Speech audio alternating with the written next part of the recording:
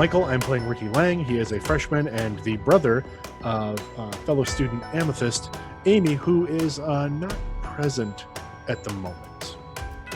Ricky is also sporting a fancy new arm after, I believe, his other arm was torn off at the conclusion of us breaking up that ritual in the basement.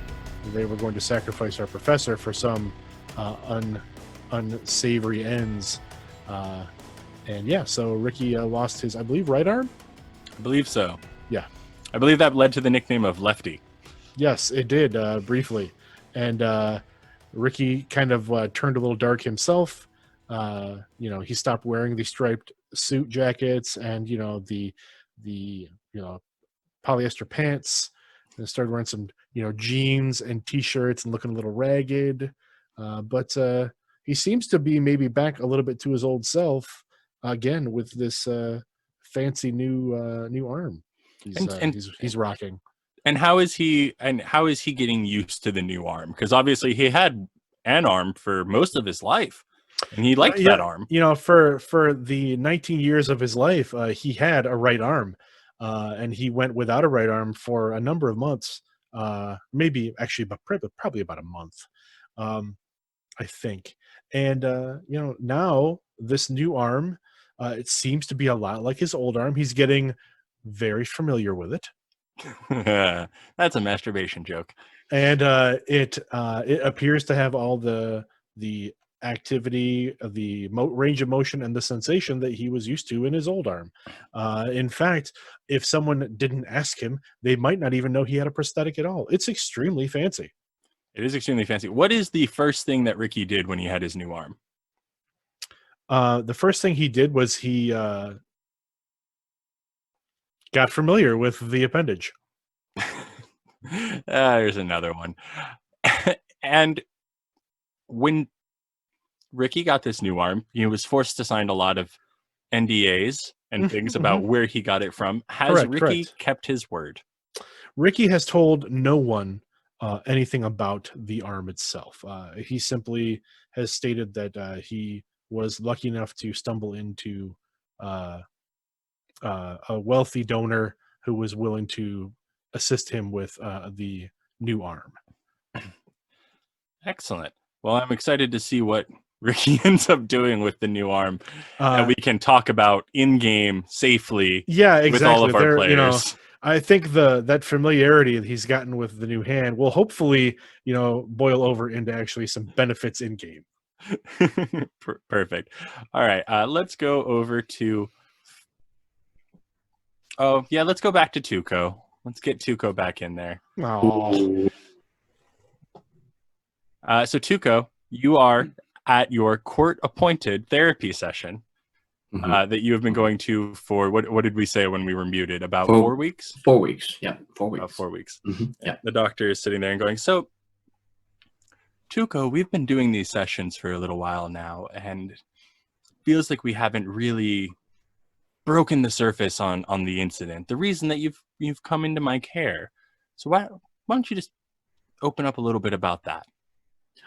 Well, I mean, okay, well, sure. I mean, it's been a month, okay. Well, I mean, there was, like, the dude and... Timothy. Timothy. Yeah, it's best to use his name. Helps you get past this faster. Yeah, well, he was attacking my friend. It sure looked like that, so I dove into... I mean, I couldn't see what was going on, and I've been practicing and shooting, because of the zombies before, so I got really good target practice, and that I can't believe the situation happened the way that it did, but he was attacking her, so I just, I had to, and so I got it, and then I did the, yeah, You killed him.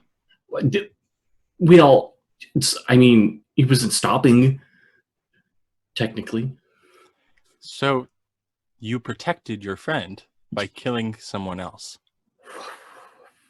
It helps to say these things out loud. Yeah, I mean, I guess, yeah, doesn't feel that way. It feels weird. Yeah, it does. Did you say zombies? And we're going to cut over to Frank.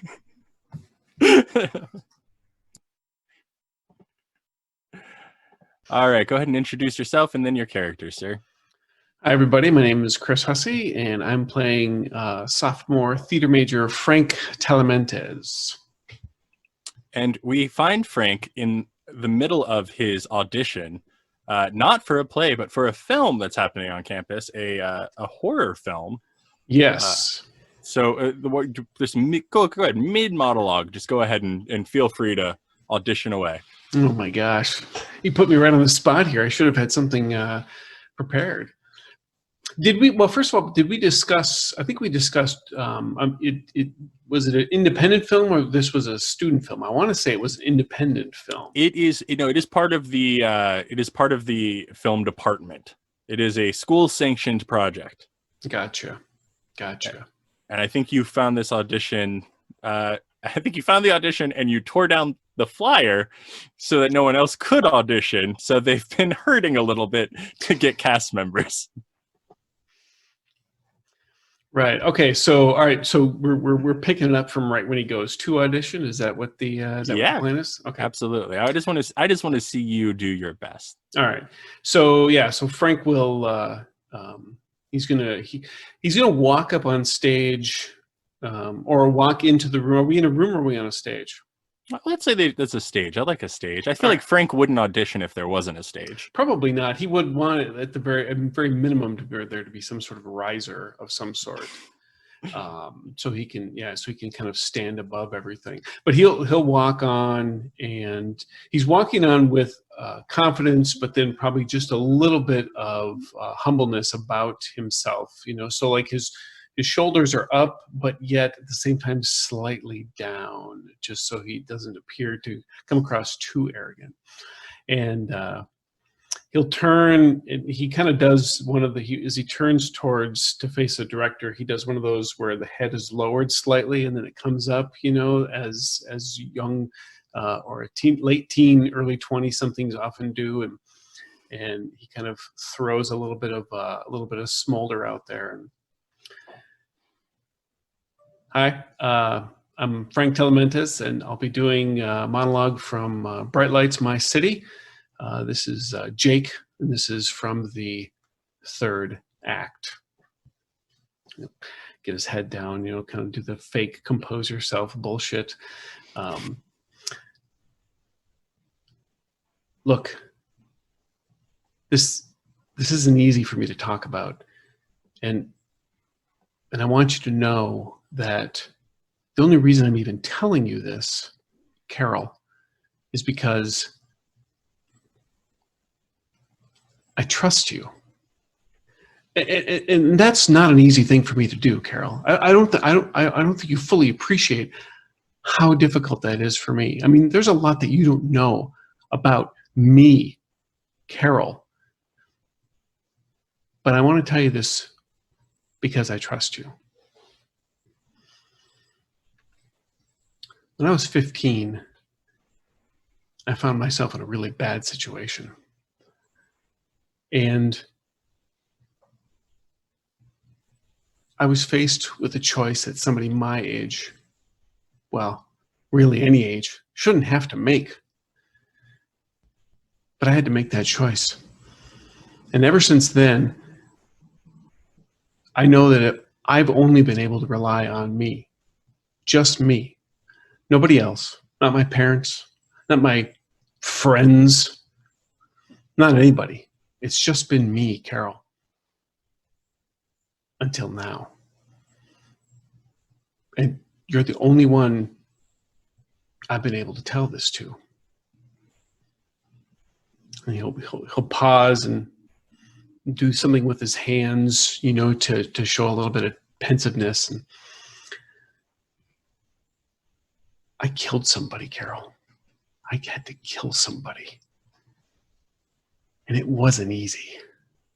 But again, something like that really never should be, I suppose. But I didn't have a choice. You've got to understand, I didn't have a choice. And at this point in the monologue, if they haven't cut me off, Frank is like he's just thinking that he's just got it. Like, I mean, because normally any other auditions he's gone to, he's usually been stopped like maybe in the first 10 or 15 seconds. But he feels like all of his attention he's been paying to actually learning the craft is finally starting to pay off, because he internally he can't believe that he's still going. And of course, now, oh, go ahead. I was saying, and he continues and gets to finish the scene like he never gets to do. Yeah, and there's polite clapping. Yeah, he just pours it on. He probably ends up overacting a little bit, and he maybe tries to force out a fake tear. It doesn't quite come out, so he ends up having to dip his head to hide the fact that he's crying or fake crying. Yeah, and so a woman in her mid-40s comes up, blonde, high ponytail, very good looking. What to Frank would be an older woman, and she comes up clapping, and she goes, "Oh, that was wonderful! That was wonderful, Frank. You have to be in the part." And she reaches and she puts her hand on your shoulder, and then you have a moment where you have this sudden chill going down your spine, like the temperature around you has dropped 50 degrees. Yeah, I'd love to. That would be. I mean, that's that's why I'm here. Yeah, this would be great. This would be great. Excellent. We start filming Saturday at 10 p.m. Saturday, 10 p.m. Got it. Where should I go? I don't even know where. Sorry, I'm really nervous all of a sudden. I don't even know. No, it's fine. It's fine. We'll meet here, and then we'll head to the shooting location. Got it. Right. You're here Saturday, 10 p.m. Yes. Very exciting. It's very good, Frank.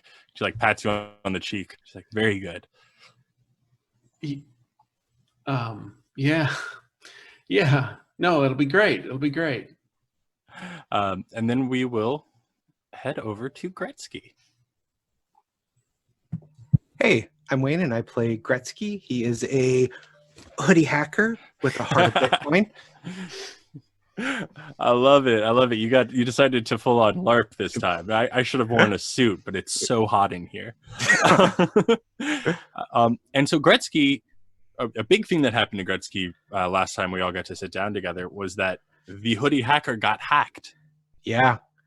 And I had backups, and every time I keep putting up the new stories about Frank's death, they keep disappearing. Yeah, you're right away. But you did get a clue. You got a piece, a nugget of a trail, and you've been tracing this down for a month now, maybe a little longer than a month. Yep, a lot of sleepless nights, just sitting there with Mountain Dew, Doritos, and a keyboard. What else does a man need? And it is all paid off because you found out where this hack attack came from, and it was not far by. And you decided to just drive by, just case the joint by yourself, just because you were going to see what it was. And everyone in your group has a tendency to break other people's cars. Yep. It's happened twice now. So you decided to just go by yourself. And you get there, and it's not what you... Well, I don't know what Gretsky expects. It's a trailer kind of set back in the woods. Yeah, he definitely doesn't expect that. Mm-hmm. He expected a coffee shop with a government agency behind it, as it would normally be. Yeah, we all know that. But yeah, it's this trailer set off in the wood, and it, as he kind of sits there, it appears to be abandoned. Really tempted to look closer, but I haven't had the best luck with trailers. I don't know why you would say that. But I don't see any elderly zombies around, so I'm going to go take a look. Yeah, you don't see anyone around. This feels much more Unabomber, much less hacker to you. And as you go in, you try and test the door, and it opens, and you come in, and it's one of those trailers where it's got the kitchen area here, and it's got the bedroom in the back behind a curtain. And it looks messy, but not messy like someone has been living here, messy like someone left it a mess. And you see dust and stuff piled up everywhere. I'm going to ransack, look for stuff, paperwork, electronics. I mean, you go through, there's like no electronics here.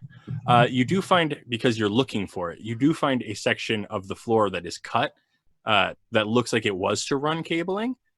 That is gone now. And when you go to the bedroom in the back, right before you open it, a rotting smell catches your nostrils. It smells like the eggs from school. Frank's favorites. I very slowly open the door. You open the door, and laying on this bed in the back of this trailer is Jimmy from the trailer park, dead. He's got the tank top you remember seeing. He's got the ugly like mullet, the tattoos, the whole look of him. And he looks as though he's been like strangled. And this was a while ago. This wasn't right now. And he's got his hands up by his face and like he was trying to defend himself. And the left hand's open and the right hand is clenched closed. Okay. I slowly pull the door shut. I head outside. I take off my gloves and put them in the bag. And then I go find a phone to call anonymously the tip about the dead body. Okay, yeah, you do that. And it's not, I'm guessing you're gone before the sirens show up. Yeah. Yeah, and you're able to make your way back to campus. Actually, about this time, this fine Friday afternoon, you're all on your way to meet with the Paranormal Psychology Club. Professor Linden has called you all together. He says he has an assignment he wants you to look into, and also a new group member he would like to introduce to each of you. And he goes, "Hi, everyone. Thank you all for meeting me. Before we go too far, I don't know how many of you, do any of you know Kat? And before we go into introducing Kat, let's go into introducing Char." Hello, I'm Charlotte Eargang. I am a graphic designer, and I'm focusing on role-playing game design. Me and my husband made a little design studio called Irregardless, which is a play on our last name, and also very memorable because it's like half the population's pet peeve.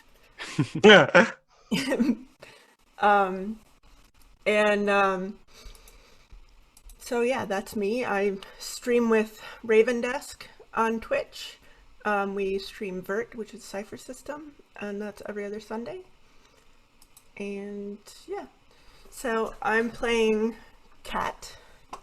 Her full name is Kat Kenworthy. She's actually the daughter of one of the rich families in town. They have an estate that she is pretending not to be associated with because it's totally uncool. Because she's a goth, but she's a glitter goth. So she's got like some colors going on.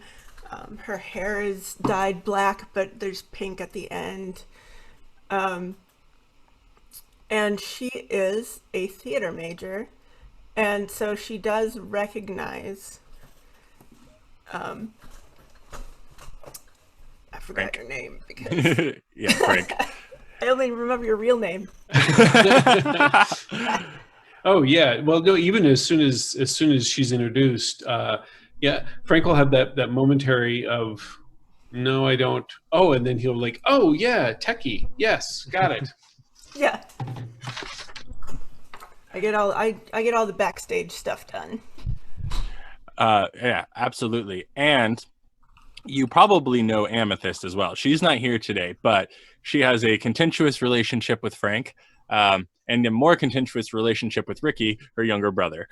So you would probably, as probably one of the other maybe 8 or 9 goth city to you, I'm sure you've run into each other, if only because every time you meet someone, they're like, "You should really meet my friend Amythest." That is exactly what's happened a Yeah. million times, and I did meet her eventually. Best She's friends. nice. And so Lyndon goes, "So Kat, this is Gretsky, this is Ricky, this is Frank, this is Tuco. Amythest won't be joining us today. She says, Frank, she still thinks you're dead. I don't know what to tell you. We've explained it to her, but At this point, Professor, I mean, honestly, yeah, it's kind of starting to work for me in a certain way. I mean, I don't know. I don't know if that helped me get the part or whatever. If there's that cachet that goes with it, I don't know. But you know what? I'll take it. I wish people thought I was dead. Maybe when they miswired you, when they cloned you, Frank, they gave you acting skills, and that's why you like the eggs. You know, if you see Tuco's eyes roll as hard as they've ever rolled.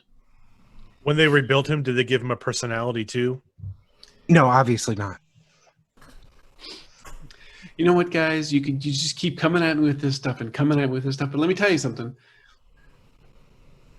Well, you're out there just trying to think of new burns for the Talamantes here. I'm out taking charge of my career. I just nailed a part in the student movie. That's right. I'm in the show. Yes, thank you. Thank you. that- Thank you. Auditions aren't over yet. No, I'm pretty sure they're over. I'm pretty sure they're over. There wasn't anybody else around there, and they said, you know, Wait, the way in which she on. like, you know, congratulated me about, you know, doing a good job made me think I pretty much got the part. Frank, what are you talking about? Uh-huh.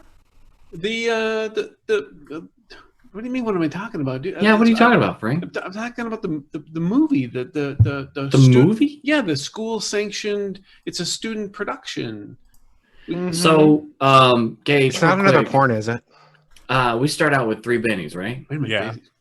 So, I mean, They do that? I'm willing to Actually- burn. actually, now that you say that, Tuco, I believe there's a hindrance on your character sheet that says second fiddle. Is there not? I thought we was going to breeze by that one. We were, but then you reminded me. What is that? Oh, A spirit damn. roll -2 to start with 3?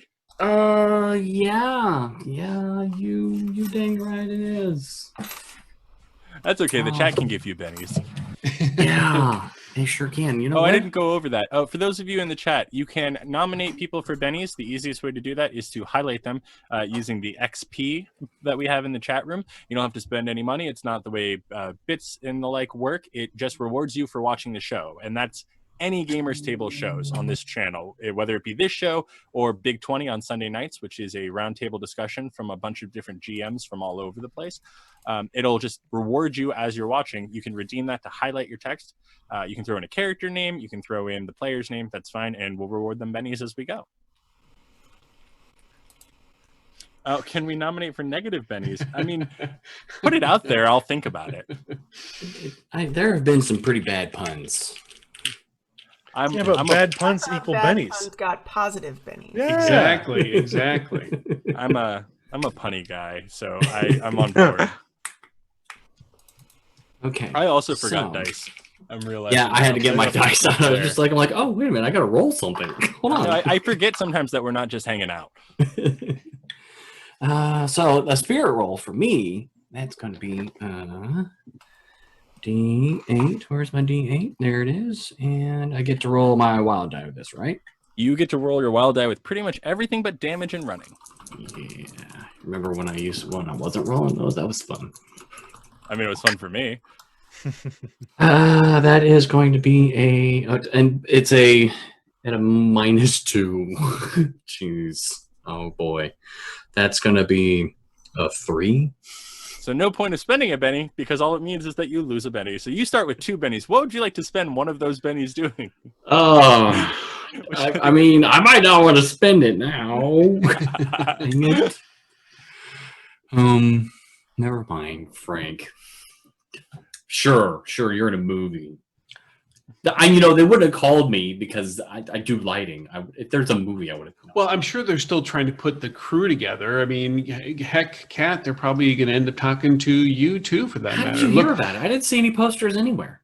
No. They were up. They probably just got covered up with other flyers. I mean, you've seen what stuff's like in the halls and at the kiosks and everything. I mean, they get pretty covered up right away. And I heard that there is like a bandit who runs around campus and steals like notices from all kinds of things. What? So maybe it was the notice bandit. there you go. I'm sure that's what it That's was. bad. I feel like Yeah, People yeah. still use paper? Well, yeah. I mean, it's kind of. I mean, you can go. I'm sure there was stuff They put posted them on. the light posts. Yeah. It's the major use of staples and paper these days. You see Tuco just make a squinty face, and then he goes back to his lights, and like he just turns around, and goes back to his lights, and Yeah, drags Gretsky looks his really confused. It's like, but Either way, the important thing here People that read them? you're forgetting is that I got the part. At least, I'm pretty sure I got the part. So just remember, there's no small parts, only small actors. I hear there's plenty of small parts. Ayo, there it is. Professor Linden, he's been kind of like looking at you guys, and in his head, he's like, "Is this Dr. James's film from the film department?" yeah, I believe so. Yeah. Oh, well, this is actually fortuitous. That's what I brought you guys here to talk about. Oh. All right. Talk Well, about films and okay. Well, no, we've been getting reports that movie might in fact be haunted. Oh, Wait, what? For real? probably haunted because The movie is haunted, or the set is haunted, or I mean, the Seems movie to- isn't even in the can yet. How can the movie be haunted? Maybe Yeah, I just mean- the director's haunted? Seems to follow them around wherever they're shooting. We've gotten, when you have a paranormal psychology club on campus, you attract a whole bunch of weirdos. So I work on the 5-to-1 rule. When I hear 5 reports about a thing, that counts as 1 real report about a thing. And we've had about 12 reports of weird stuff at that movie. How many of them were reporting Frank? None yet. Wow. I Though guess we- it's real. so this might be like a real thing, is what you're saying.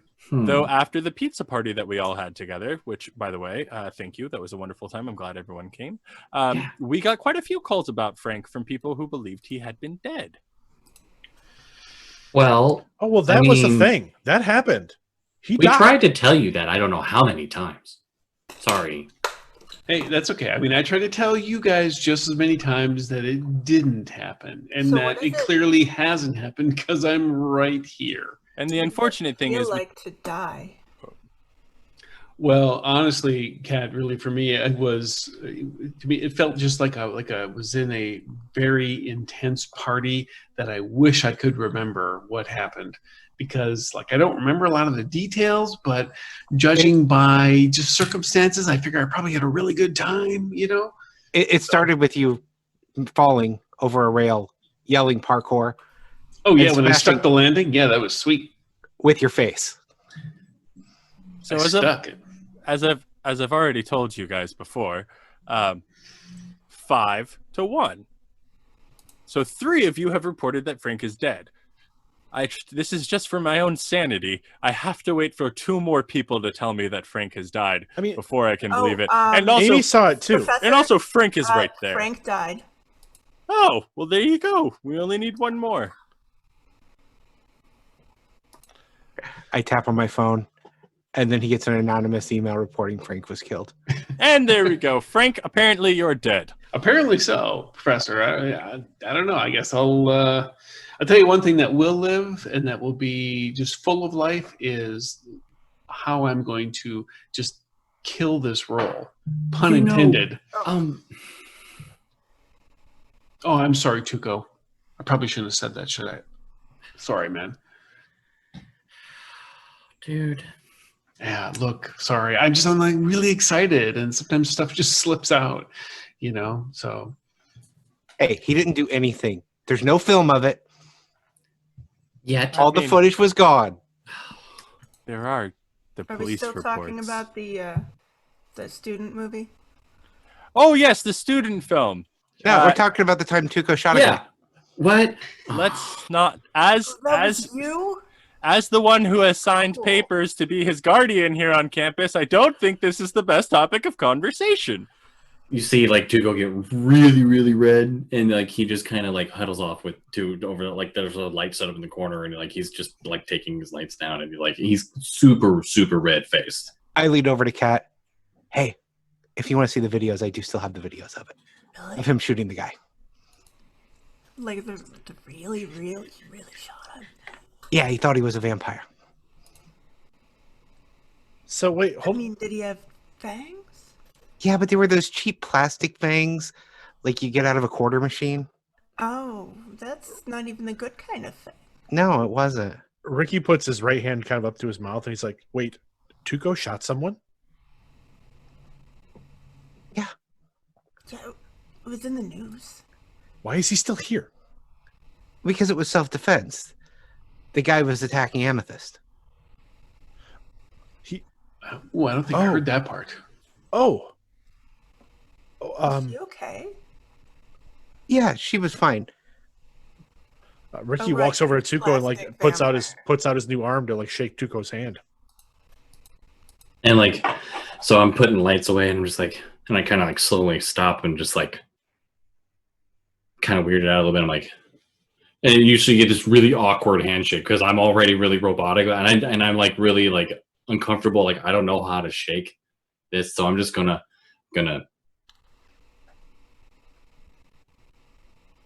kind of like that. It feels like a hand.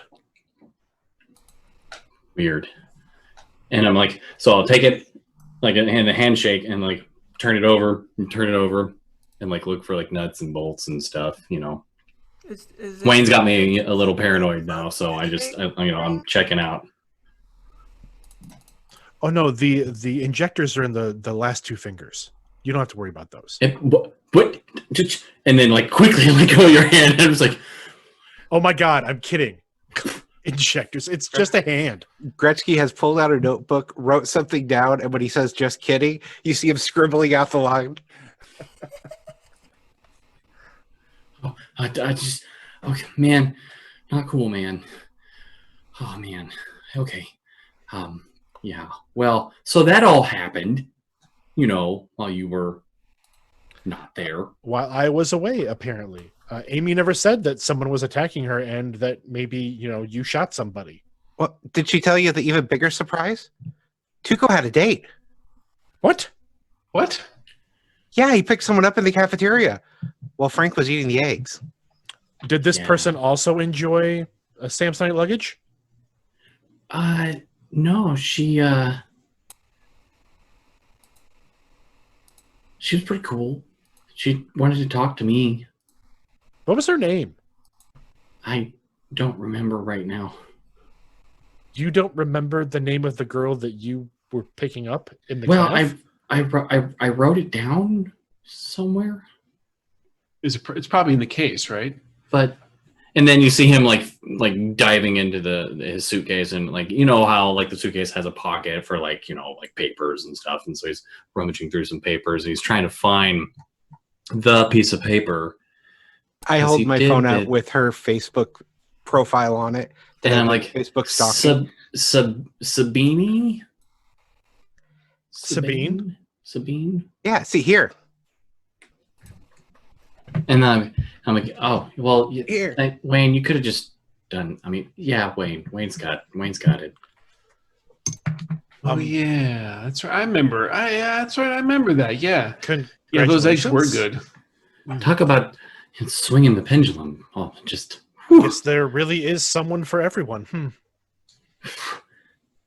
even for the one-armed bandit. So I have And two you get arms like now, this Dick. big wink. I have two arms now, Dick. Yeah, better than the other way around. All right. And for the record, for those of you who may or may not remember, I think I described Sabine as looking like, was it Felicity Jones? Huffman.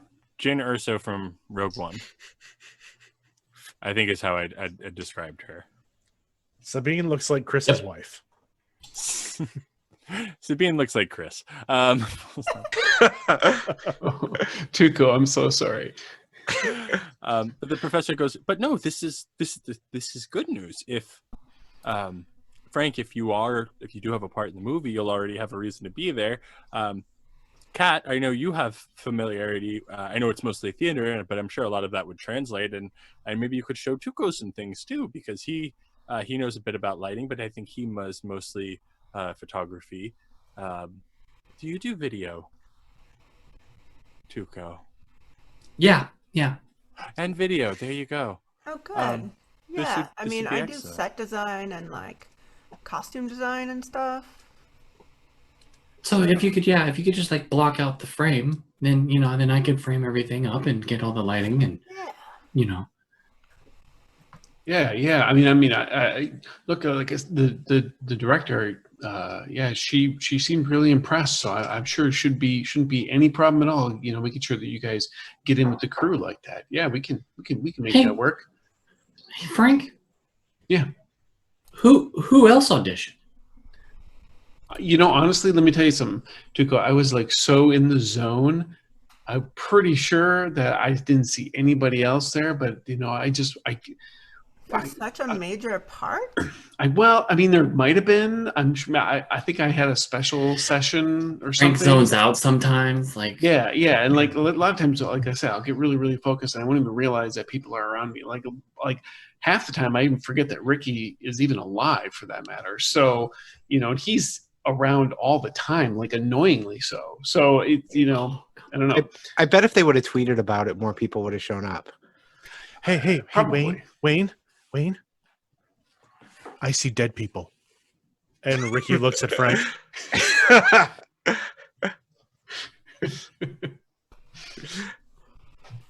We don't know that yet. Look, that kid did a really good job. No, and he's let's kind of try. been a little bit That's of an fine. inspiration Oh, to sorry, I me. got the email.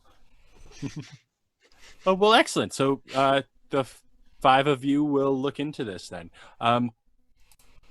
If it's ghosts, and I'm not saying that it's ghosts, but it's often ghosts, things to look out for. Cold spots, flickering lights, and weird areas that kind of just drip drop blood. Like it's raining, but it's blood. I thought And you said there's this no wasn't a cloud. porn. It's not. It's a student film. But wait a minute. It's wait a minute. What kind of film is this, sir? Actually, I think pretty sure I think they said it was gonna be like some sort of horror film or something. I think, yeah. So then blood dripping everywhere would be normal. That might be normal. That's a fair point. See, this is why I have you on the case. So cold spots, raining blood, and I don't know. Cold Actual spots, ghosts, raining blood, I mean, if you see electrical an actual flickering. ghost, that would be a good sign. oh, okay. And it's like you see him. He's like writing these little. He's like in his notepad. He's writing these down. Sometimes you can just feel it. And I believe the title of the film is Blood is Cheaper Than Water. Sounds like it could be an art film. Sounds like it. I don't know. Maybe that's just a working title. Oof. I mean, technically, it's a true statement because you can't pay for blood. It can only be given, so you have to donate it. So technically, blood is technically cheaper than water sometimes because you got to pay for water sometimes. Sometimes. I But mean, like, if you know the right people, you can buy anything. I got a website for that. people have to like pay with blood for revenge. So It's very it's metal. like in all the books.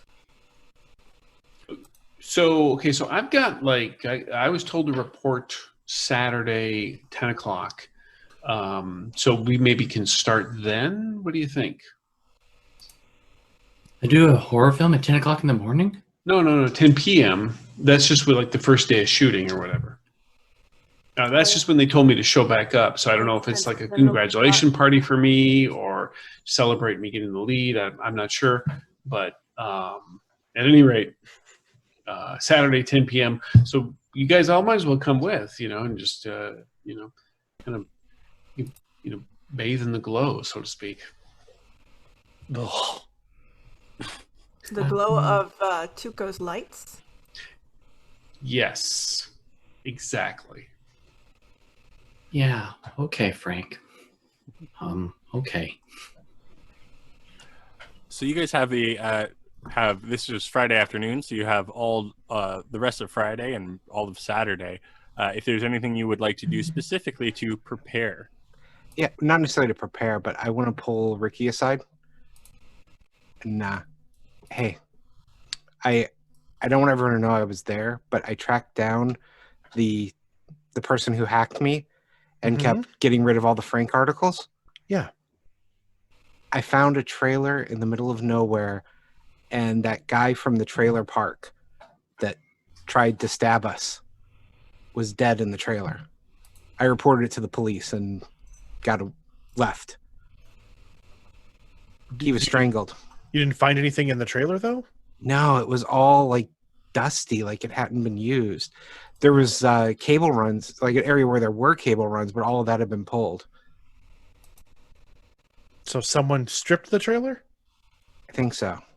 And these, like, it had stuff there that they got rid of when they killed him. But I thought you'd want to know, since he tried to kill both of us. Well, I mean, I guess he got what he deserved. Oh yeah, definitely. Thank you, Wayne. So there was nothing left in the trailer, huh?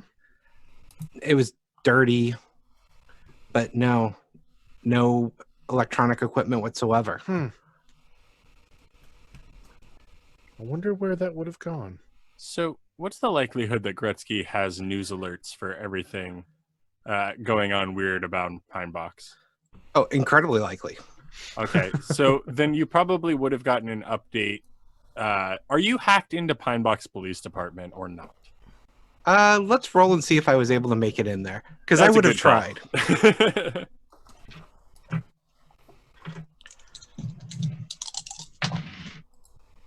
6. Okay.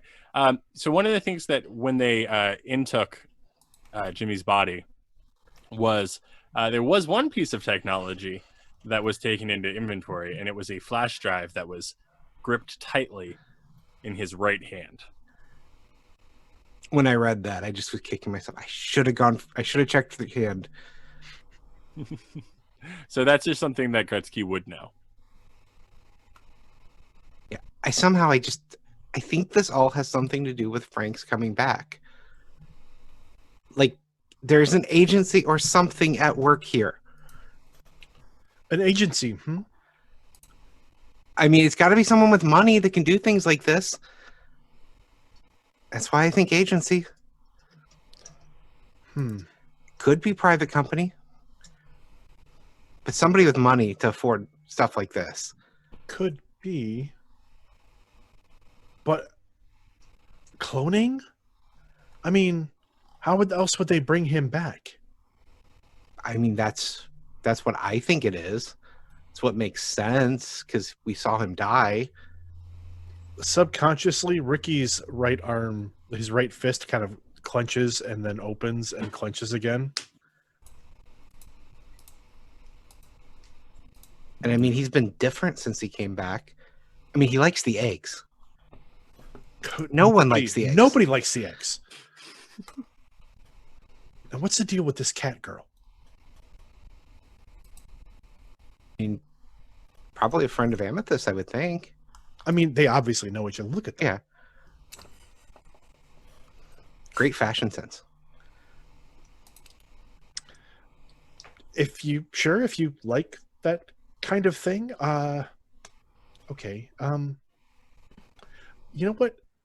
Find out what you can about this cat girl. You're networked in. Oh, I was already planning on doing that. Splendid. All right, I'll let you know. Thank you. Are you hacking or Facebook stalking? Facebook stalking is where I start with. All right, go ahead and give me that research roll. If I find anything weird, but I start with. I just had the D8. There it is. Ooh. 9. All right, success with Eric's cat. What are some things that that Gretsky would find on your social media profiles?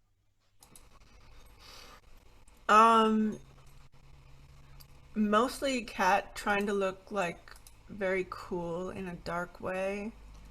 You know, like there's a picture of her at a rave with like some glow sticks, but just like standing in the corner.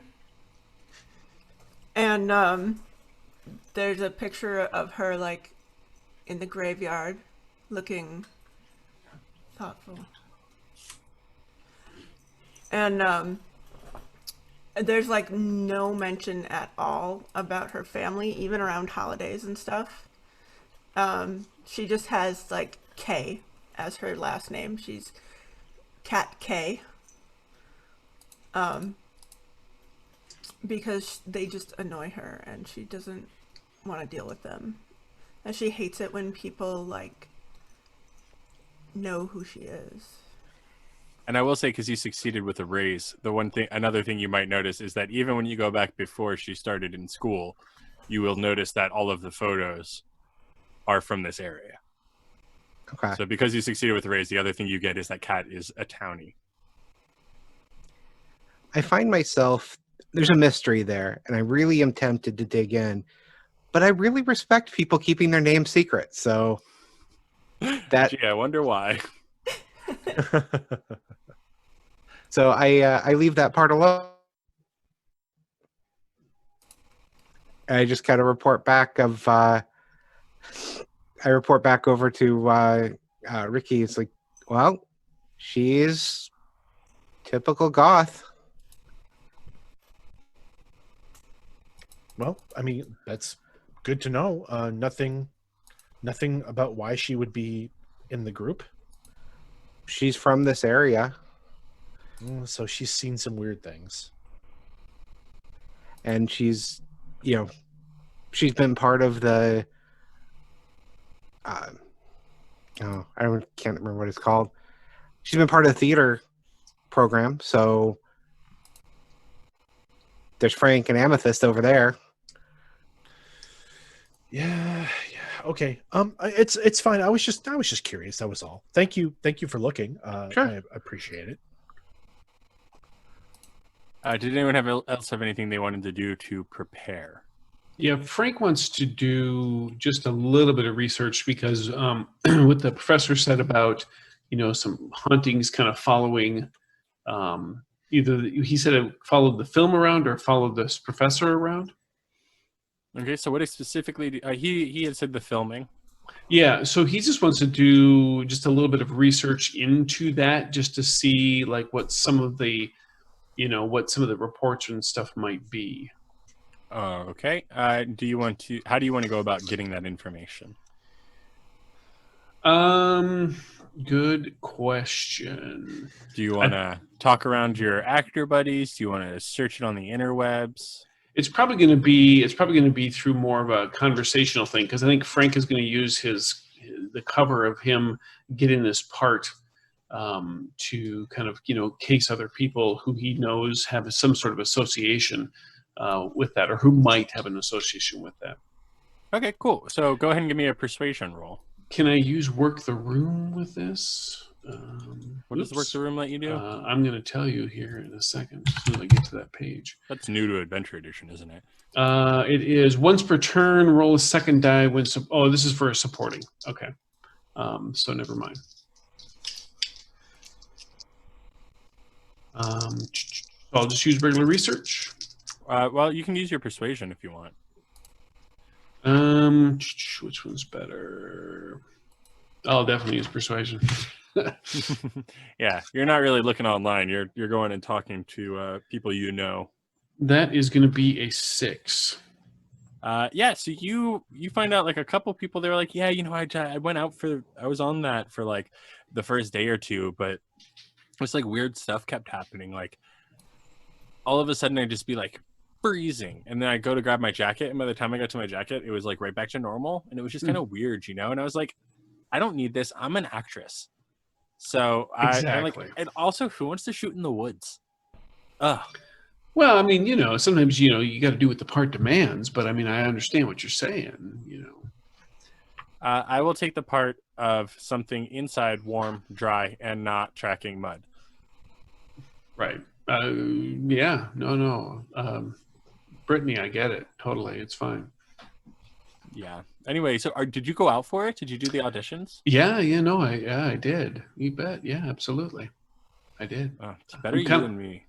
Well, yeah, I'm curious to, just kind of see where it goes. And, this is, like I said, you got to start somewhere, right? So this is where I'm starting. And I'm really looking forward to it, Yeah, no, absolutely. Hey, did I hear that you died? Yeah, some people have said that, and I think honestly, what's between you and me, I think what they're talking about is, look, I did an open mic night, and I did a couple of monologues, and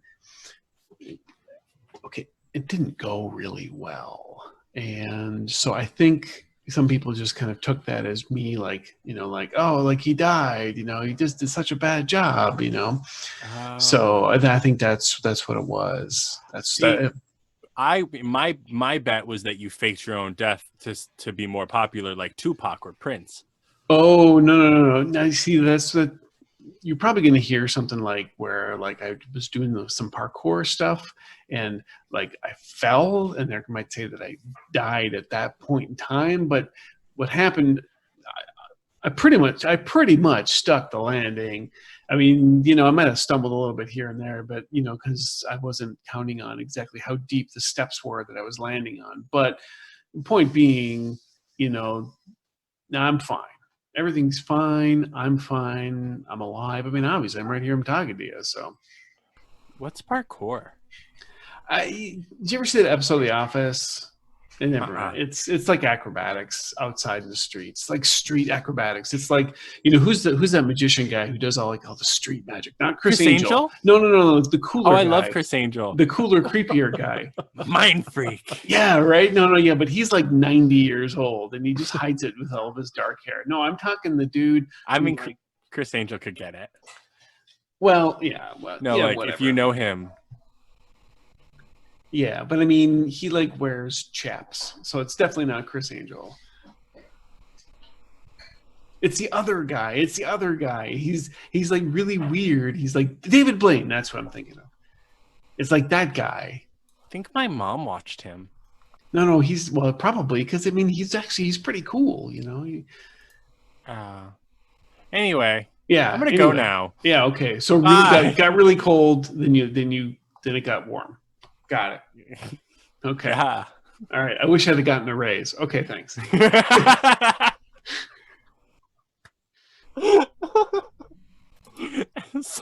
wish I had gotten a raise. It's just very funny to me. Kat or Tuco, anything you guys are trying to do?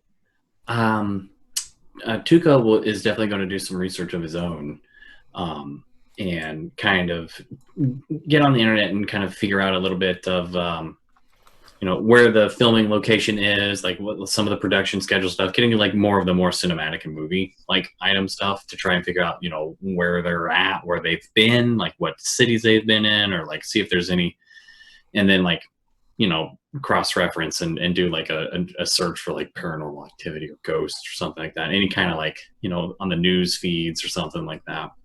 Okay. You do know that this is a student film. That's something you know. Would the journalism department have anything on it? Like, you could look. Yeah. I would definitely like go back to the archives. Yeah, I would definitely go back and like take a look and see if they got anything filed or anything. It'd be crazy if you guys went to the archives for information when you were investigating something. It'd be fucking insane, wouldn't it? Wow, that's weird. Sorry, What's that? Kat, this has nothing to do with you. This is No. everyone else. Oh No, it's all of us. Yeah, why would you go to archives to investigate anything? So yeah, I would definitely take my Samsonite and kind of get my notebook and like try and be a little bit prepared for where we're going, and if there's any other activity, like what kind of activity has been following them. Not trying to like figure out like where it's coming from, but like, is it like poltergeist kind of stuff, or is it like aberration kind of stuff, or is it like head chopped off kind of stuff, or All right, and you're checking the archives? Computer hacking skills, bow hunting skills, nunchuck skills. Yeah, go ahead and give me a research, and you can have a +1 because not only do you spend a lot of your time there, I think you also have a key. True. Yes, I do. And my wild dice on that exploded. And exploded again. And got a 5, the third roll. So 6, 17 plus 1, 18 plus 4 is 22. Plus I have investigator, so that's a +2 on top of that. So 24. Yeah, you find every article about the filmmaking program for East Texas University. That's helpful. You don't find much about these current rumors that are going on, but here's some stuff you know. Helps when you roll over 20. Fuck. You know that the filmmaking program is headed up by Dr. Trina James, who was the head of the television department before this. She and Professor Connor Mays, who Kat and Frank would know as the head of the theater department, kind of came together and created the filmmaking program 2 years out. Apparently it was great. Like, you can see like the write-ups in the school paper about this is going to be this amazing thing and it's a new program for ETU. It was super exciting. But they had a falling out. It's not really spoken about. It's just all of a sudden Connor Mays, his name stopped showing up in these articles. You see that the first movie that they were trying to do was also a horror film. And this one was called Blood for Horses. And they kind of, like, you see the casting announcement, there's some students and there's some people who are local to ETU, and all of this stuff that was happening. And when it came out, it was like totally slammed. People hated it. They said it was the worst kind of slasher garbage. It was too realistic. It was just bloody and gross. It was just not fun at all. But Bad reviews. Yeah, but then you see the announcement that they put into the paper again that they are casting for a new movie. Weird. Got it. You know from your time in journalism that when you try to pitch stories that are paranormal in nature, they tend to get overlooked and ignored as like crackpot and cuckoo. Cool. Very cool. So I will definitely kind of like make a couple of copies and then take that kind of stuff as backup and throw it in my suitcase in case someone doesn't Frank believe me.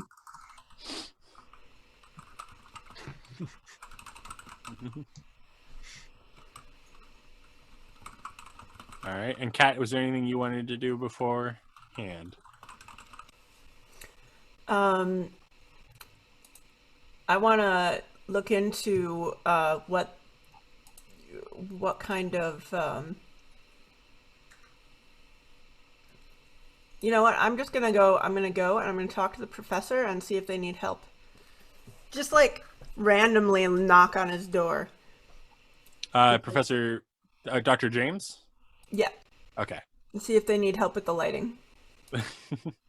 Yeah, so you come across, and she's like I was saying before, she's mid-40s, blonde ponytail, and you kind of like come to the department, and she's like, "Oh, hi. Did you need help? Do you act? You would be perfect for what I'm working in right now. Just this." A, thank you. You're B, welcome. I don't really act. I am like a behind the scenes person. I like do set design and costume design, and you're making a movie, right? So you're gonna need that. Yeah, absolutely, 100%. The people who do the real work. Yeah, we could absolutely use some of your help and brilliance. What are you doing tomorrow night at 10? Come into your whatever you're doing. Exactly. We'll meet up at the theater at 10, and then we'll make our way out to the filming location. What is your name, child? My name is Kat. K. Kat, I have a feeling I like this. I have a good feeling about this. Me too. It's gonna be a fantastic time. Hey, can I ask you something? Mm-hmm. Who did you get for the lead part? Oh, right now we have a woman, a young woman named Chelsea Garner. Mm-hmm. And starring opposite her? Where is his name? Since she's like flipping through papers and stuff, he goes, Frank Talamantes. Oh, great. It's good to hear. Yeah, he's playing the boyfriend who dies right before the end to prove the situation's serious. I mean, you gotta fridge somebody. Mm-hmm. Yeah, I think he's really his audition. He was really good. I think he's going to bring some real drama to the part. He's really good at playing dead, I hear.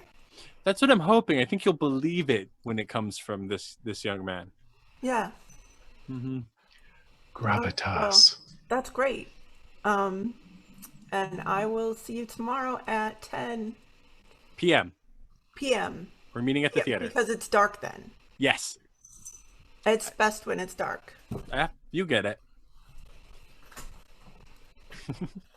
And did anyone else want to do anything, or do you want to fast forward to tomorrow evening? I think we're good. Somebody went to the nerdy archive, so I think we're okay.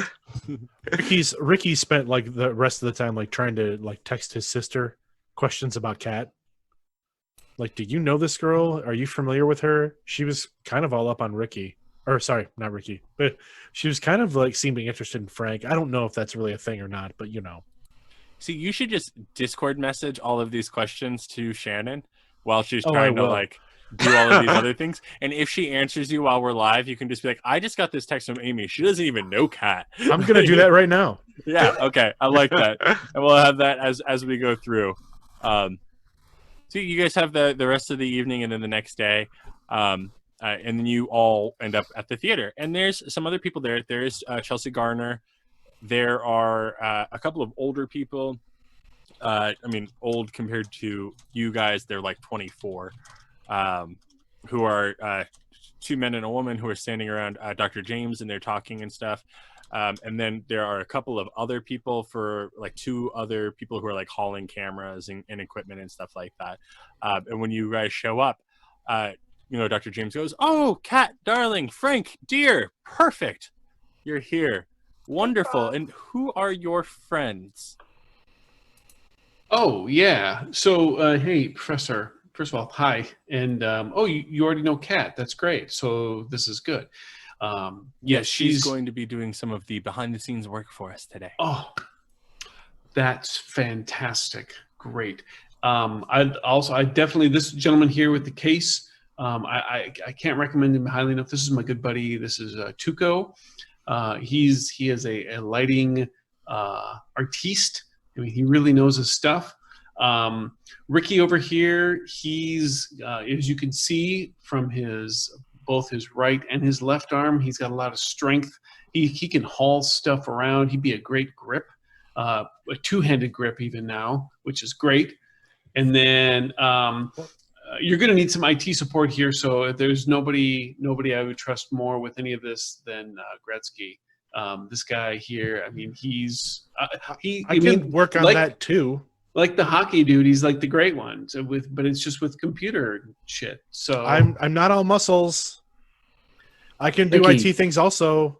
Yeah. Well, whatever. Okay.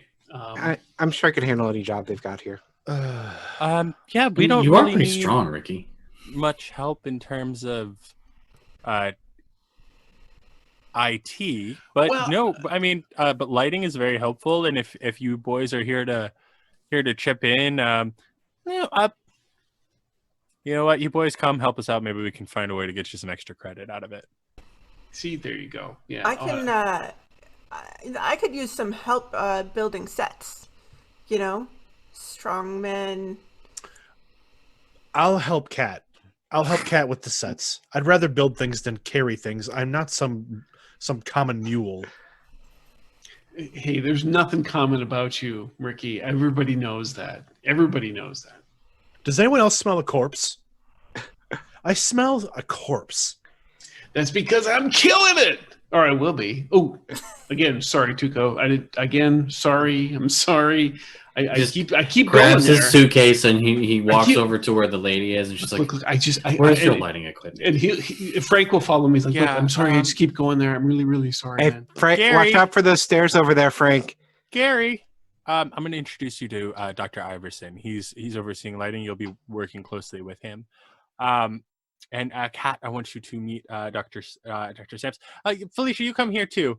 Yeah, Raymond, come on in too. Okay. And she brings her people. Like this is Dr. Gary Iverson, Dr. Felicia Stamp, and Dr. Raymond Mayo. They were all came up under the television department before we started the fledgling film department, and now they serve as associate professors under me. Gary is going to be overseeing lighting, and I believe this young man is with the Samsonite case is going to be assisting you on that. Felicia, Kat here, and her friend with a very good grip are going to be helping you with anything that you need in terms of scenery and set dressing.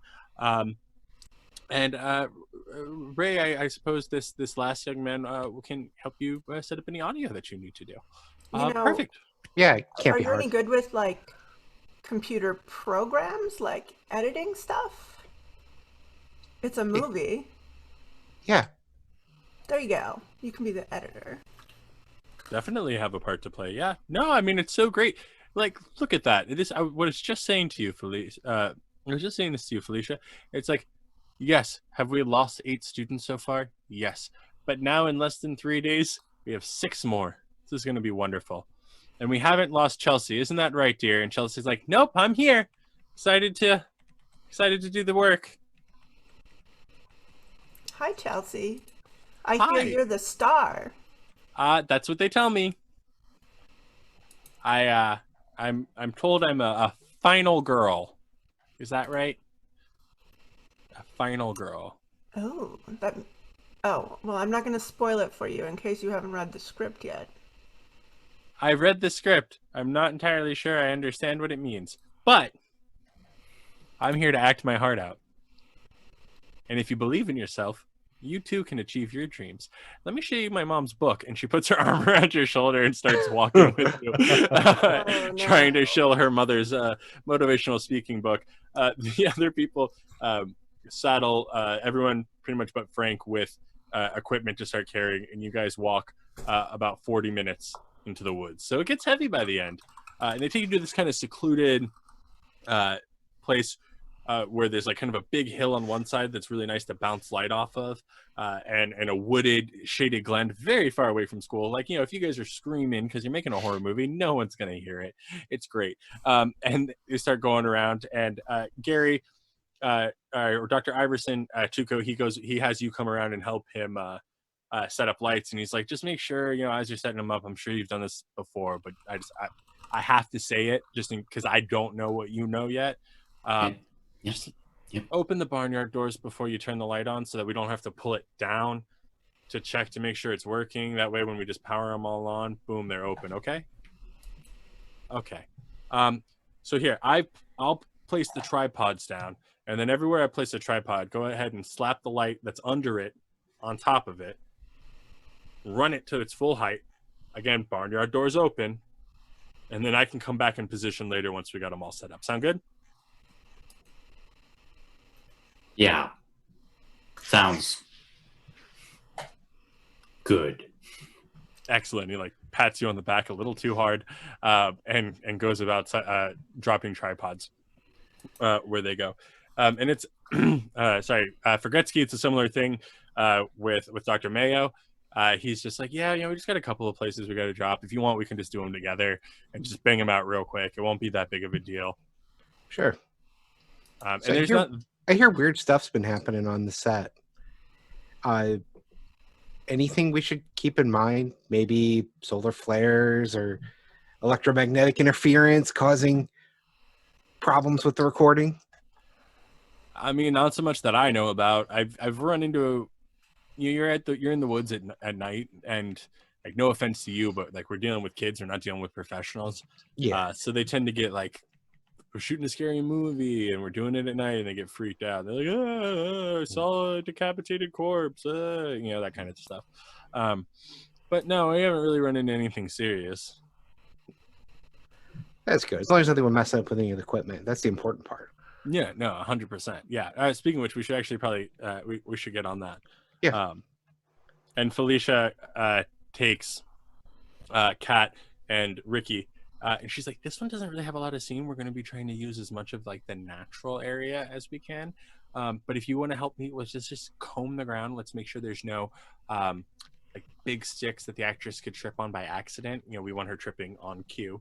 And let's just make sure we have a clean, safe set for everybody. We just really want to feel a space that we can all kind of move around in without any worry. I feel like we should have done this when it was still light out. I agree. Looking for sticks in the dark seems, I don't know, dumb. Well, first of all, rude. And second of all, we'll have light soon. So we should wait until there's light. okay. I mean, would you agree? Looking for sticks in the dark seems again I brought dumb. a So candle As you guys are and a glow stick. as you guys are having this conversation, you begin to see lights kind of. Okay. You, the mouthy one, you go start over there. which one? That's you. That's you. That's me. Yeah, that's you. Okay. And as he walks Certainly. away, she leans over to Kat and she's like, "Thank you. The candle thing was very funny. Like a problem solver. I don't know about your friend. Have I seen you around? You work in the theater department, don't you? Yeah. You know, I'm in the tech side of things. Did you do that? When they did kind of like the minimalist city backdrop for Chicago last year? Were you working on that?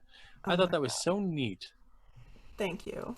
I worked really hard on that, and I had to fight for the minimalism because people want all this garish shit all over, and they're like, "Oh no, we need like 70 more of those." I'm like, "No, dude." Yeah, and then they complain about you being focus. over budget, like it's not like it was like Right. your idea in the first place. It's the worst. See, you get it. While all this is going on, Dr. James is talking to her actors. So she has Frank and she has Chelsea there, and she's like, "Okay, so you guys were just at a party, and it was, it's a high school party. You guys were having beers with your friends. You just graduated. It's great." And you were like, Frank, your character Hank, he was kind of hoping this would be the time he was going to score. Because Chelsea, your character Kelsey, she was kind of like, she was raised Catholic, so she's very repressed. It's okay. It's going to work great for the ending. Anyway, so you were kind of hoping this whole thing was going to happen. That's when your buddy Bill went to get more beer from the truck. Boom, murdered. So what we're going to do in this scene is you guys are going to run in from off camera and you're going to run past. And then what I need Chelsea, I need you to do a good fall with a little scream. Frank, you're going to be a big hero, going to pick her up and start pulling her along. All right? So am I like picking her up like fireman's carry, or like cradling, like, I'm rescuing her, or just like picking her up from like an arm, or what? Like, how should I really go about this? Like, what's the best way to pick her up? You know what? The cameras are digital. We're not running on any film. Okay. Let's just see what happens, and we can try it the next way, the next take. Right. Sound good? And because she's Catholic, is like this going to be like a big prize for me if I do score? I mean, is that what I'm thinking? Oh, Is that what's going on in my head? You've secured the championship football ring, but this is more important. Got it. Inhabit that space. All right. It'll make it so much better when we kill you. Right. Yes, but yes, Chelsea, I respect you and I respect your craft. Are we together on this? Yeah. No. Okay. Let's do it. Do we run left to right or right to left? And Dr. James is like, "You're going to start over that way." Yeah. And then you're going to run past the camera. Oh, okay. Okay. And you got to run. I'm going to have you run ahead because I'm envisioning Hank as kind of just he's got some, remnants of masculinity, not necessarily too toxic, but it's some of it's there, maybe a bit archaic, maybe it might be a better word. And he's going to want you ahead of him so that if something comes from behind, he's going to take that hit, not you. Mm-hmm. My mom always says, if you want to survive, you got to seize the moment. So I'll be right ahead of you. Yes, because I think that, yes. Okay. All right. Are you psyched? I mean, this is it, right? We're doing this, right? I think we're just waiting on them to pick up the last of the sticks. Oh yeah. Right. While Ricky's picking up sticks, and by that he's picked up one stick and he's just kind of pushing other ones around with it. He has pushed one stick directly kind of into the path they're walking, just out of spite. He gets a text from his sister.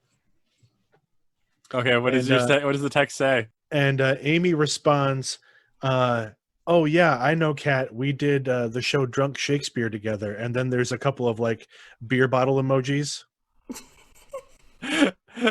It fits so well. So you set this up, and then Dr. James is like, "All right, so everyone on marks, and you have all Tuco. You managed to set up the lights with Dr. Iverson. Gretsky, you set up all the mics with Dr. Mayo. I'm gonna remember these names. And then Kat and Ricky, you guys managed to get sticky and get this place cleared and safe. So we have Chelsea and Frank on their marks, and James goes action, and you guys start to run. And right about when you're about to hit that spot where you're supposed to fall, all of a sudden the lights go one after another, turning off. Give me a quick athletics roll.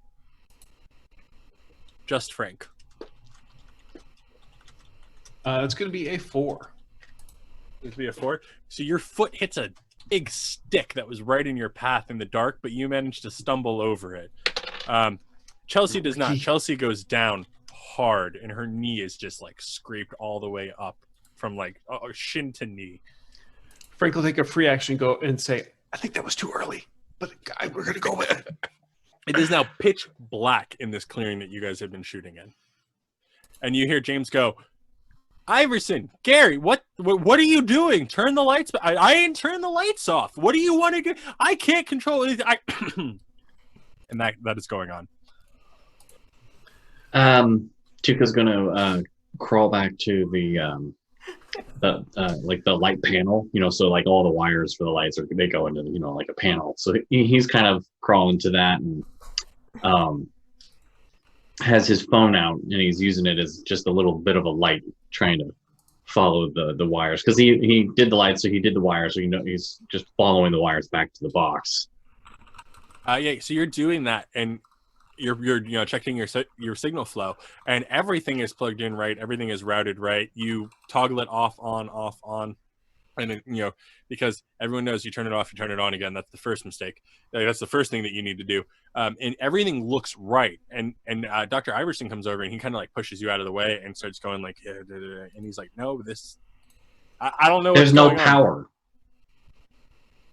Yeah, but we have a generator. Like the generator. Where's the generator? And he like takes you over to the generator that's powering the whole thing, that's been powering the lights, and it's still like it's still rumbling, like it should be giving you power. There's no reason that this should be wrong. Frank I is cracked my glow stick. Wayne. I hold it up to Hey, Wayne. All right, so you're cracking glow sticks. Yep. When you crack the glow stick, like Ricky's face like pops up real close. Like as the glow stick starts to glow, you see Ricky's face like right jump near back. you. Okay, I was gonna make fun of the glow stick, but I'm kind of glad you have it. Stay They're close. always handy. Stay close. Got my flashlight on my phone, and I'm heading over to where the lights and the generator are supposed to be. All right, so you go over and you're looking at them, and same thing. It appears like everything is going correct. Frank is staying in character, and he's doing the scene as it was supposed to. So while they're doing all this, he's like doing his lines and like picking her up, or at least trying to find her in the darkness and pick her up. And because he's kind of nervous and he wasn't expecting the lights to go off, he's totally like he's kirking these lines. Kelsey, where are you? Hold on, let me grab you. I'll pick you up. It's dark, but you feel her while you're kirking, and you kind of like you're able to like pick her up and like help her get to her feet and take a couple of steps. And it's at that point that you hear from the ground a couple feet behind you, Chelsea, go, "Where are you? I can't see anything." I'm picking you up. You must have hit your head, Kelsey. And the voice is not coming from the body in your arms. At that point, Frank will stop for a second, and he'll just be like, "Okay, look, okay, I'm really sorry, Professor, but can we do a second take? I guess I wasn't expecting the lights to go out. I'm yes, sorry, Frank, we're gonna have to do a second take. This was not part of the plan. It is hard to shoot a movie in pitch blackness. Okay, so all This right, is not so one of those films. I wasn't wrong with that. And I'll kind of pat whatever I'm holding onto on the shoulder. I'm like, Kelsey, you good with doing another take? You pat the shoulder and you feel the arm underneath fall off. Hey, I think I might have just wrecked a prop. Was there like a prop body or something?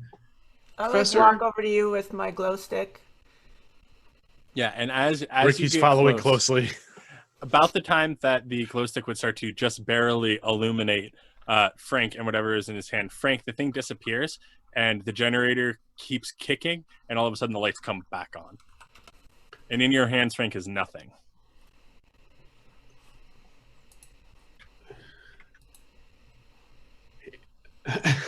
You must have wrecked that prop really good. Yeah, I guess so. I mean, I don't know. Maybe maybe I was just really in the zone again or something. Maybe I was thinking I was holding on to Kelsey, but she's like I don't right know. over there. I mean, I don't know. Maybe you're drunk, as usual. hey, look, Ricky, this is my break, mother effer. I'm not going to be drinking right now. That's supposed to come after I'm successful. Then you'll never drink again. That was cold. All right, I'm gonna let that one go. Get back to picking up your sticks. I tripped over one of them on the way over here. Do your job, Grip. Oh, so you didn't fall on cue. You are not the just best fell. boy. No, I'm not. And we have a Benny from the chat for Frank for his commitment to the craft. Yay! All right. Okay, guys, that was strange, but we're gonna go ahead and we're gonna take marks. We're gonna take marks again. All right, we're gonna do it again. Chelsea, Frank, are you guys ready? Yeah. No, I think I'm ready. Frank is starting to have, just so you're aware, he's starting to have a little bit of inner trouble. He started having flashbacks towards, now I can't remember. Performance anxiety, perhaps? No, well, maybe. To his what's her name? Amythest friend who was in the car with me, whose name I can't remember. Kayla, I believe it was. Yeah. Kayla, Kaya, Kara, something along those. Yeah, lines. he's feeling a little uneasy as he gets back into position. All right, Kelsey. Or Chelsea. See, look, I'm like totally in character. I'm calling you by your character name. This is great. All right, you ready? You okay? It sounded like you hit hard when you fell.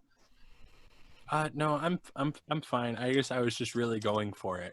Yeah, right. Me too. Yeah, I was really feeling that. Right. Yeah. I mean, there no, was good. no, there was like the energy there. I felt like we were like really like boyfriend and girlfriend. Yeah, we should, maybe after, let me get your number afterwards, and we can, so we can practice some of the scenes. Because I mean, I know we're not going to shoot everything tonight, right? Yeah, maybe. Yeah. I'll get your number after. I don't have. Totally. After, yep, 100%. It's on the set. It's unprofessional. Oh no, yeah, no. I'm just making the small talk, while we're just in between takes. We should probably get ready, right? Yeah. I am ready. Are we going? I'm ready. I'm Okay. ready. Are you ready? I think we're both ready. Let's be ready. And action. Frank, go ahead and give me a performance roll. Sure. Oh yeah, baby. All right. I have a really good performance. I'm still only going to get a 6. All right, that's good enough. Yeah, so you go. Well, we should see how bad Chelsea is at this.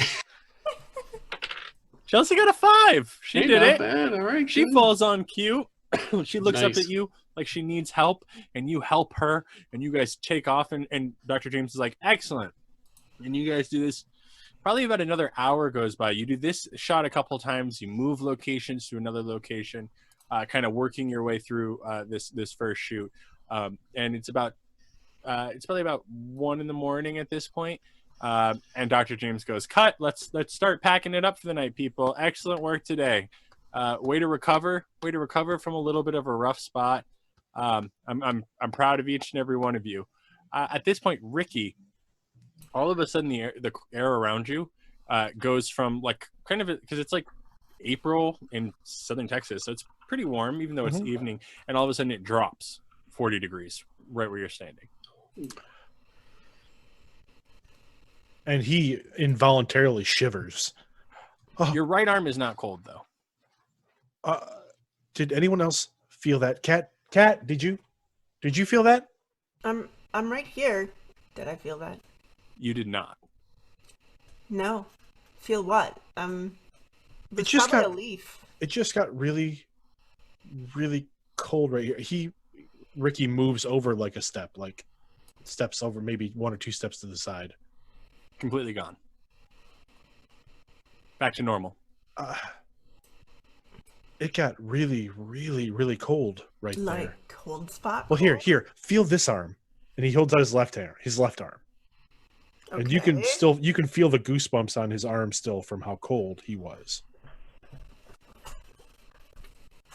I mean, so you think it was a ghost? I don't know. I've never experienced a ghost before. Have you? No. It just got real cold I don't know where it came from. It's as if someone like doused me in ice water. Cool.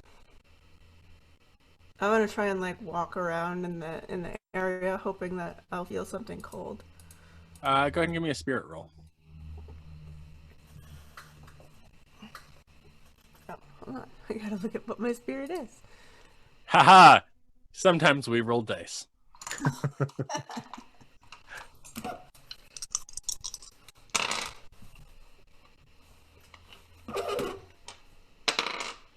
Seven. Helps if you unmute.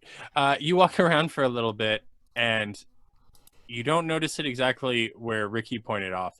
But as you kind of walk around, you do suddenly like kind of find a cold spot again. And it is like a drop in degrees. It's crazy. Oh my god, this is awesome. You feel it? Yeah, right here. Come here. And Ricky would kind of step over into the spot, kind of sharing the spot with Kat. Yeah, and you can feel it now. Did you get goosebumps again? Well, yeah.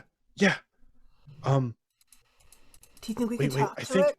I don't know, but I think Wayne has something like a meter or something for this.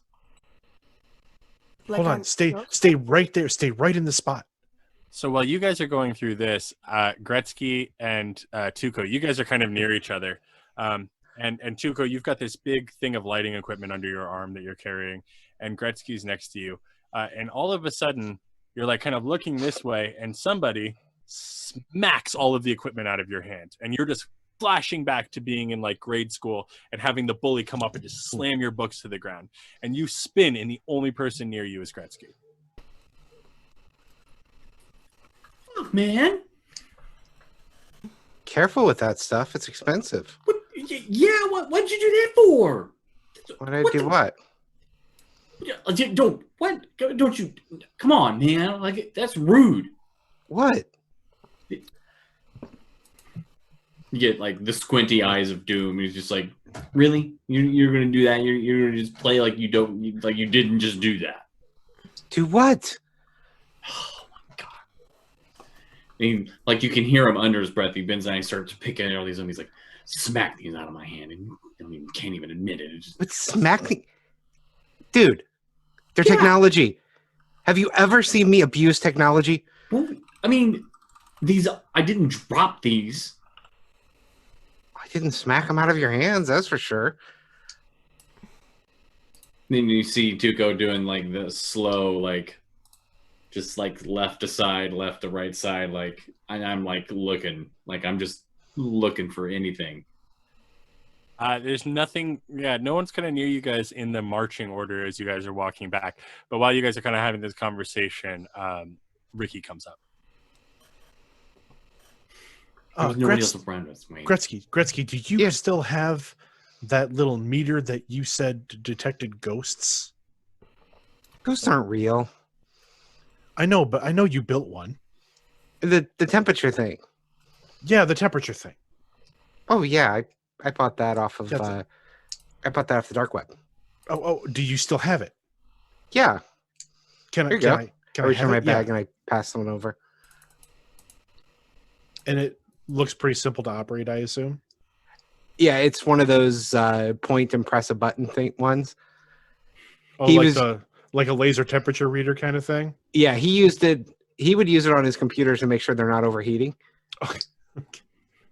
But that's So this- not what they're meant to be used for at all. Yeah, of course. And this is something Ricky would be familiar with. He gets it. He thought it was going to be some kind of fancy piece of equipment. He sees it. He's like, "Oh, It's a thermometer. okay. This will do. Thank you.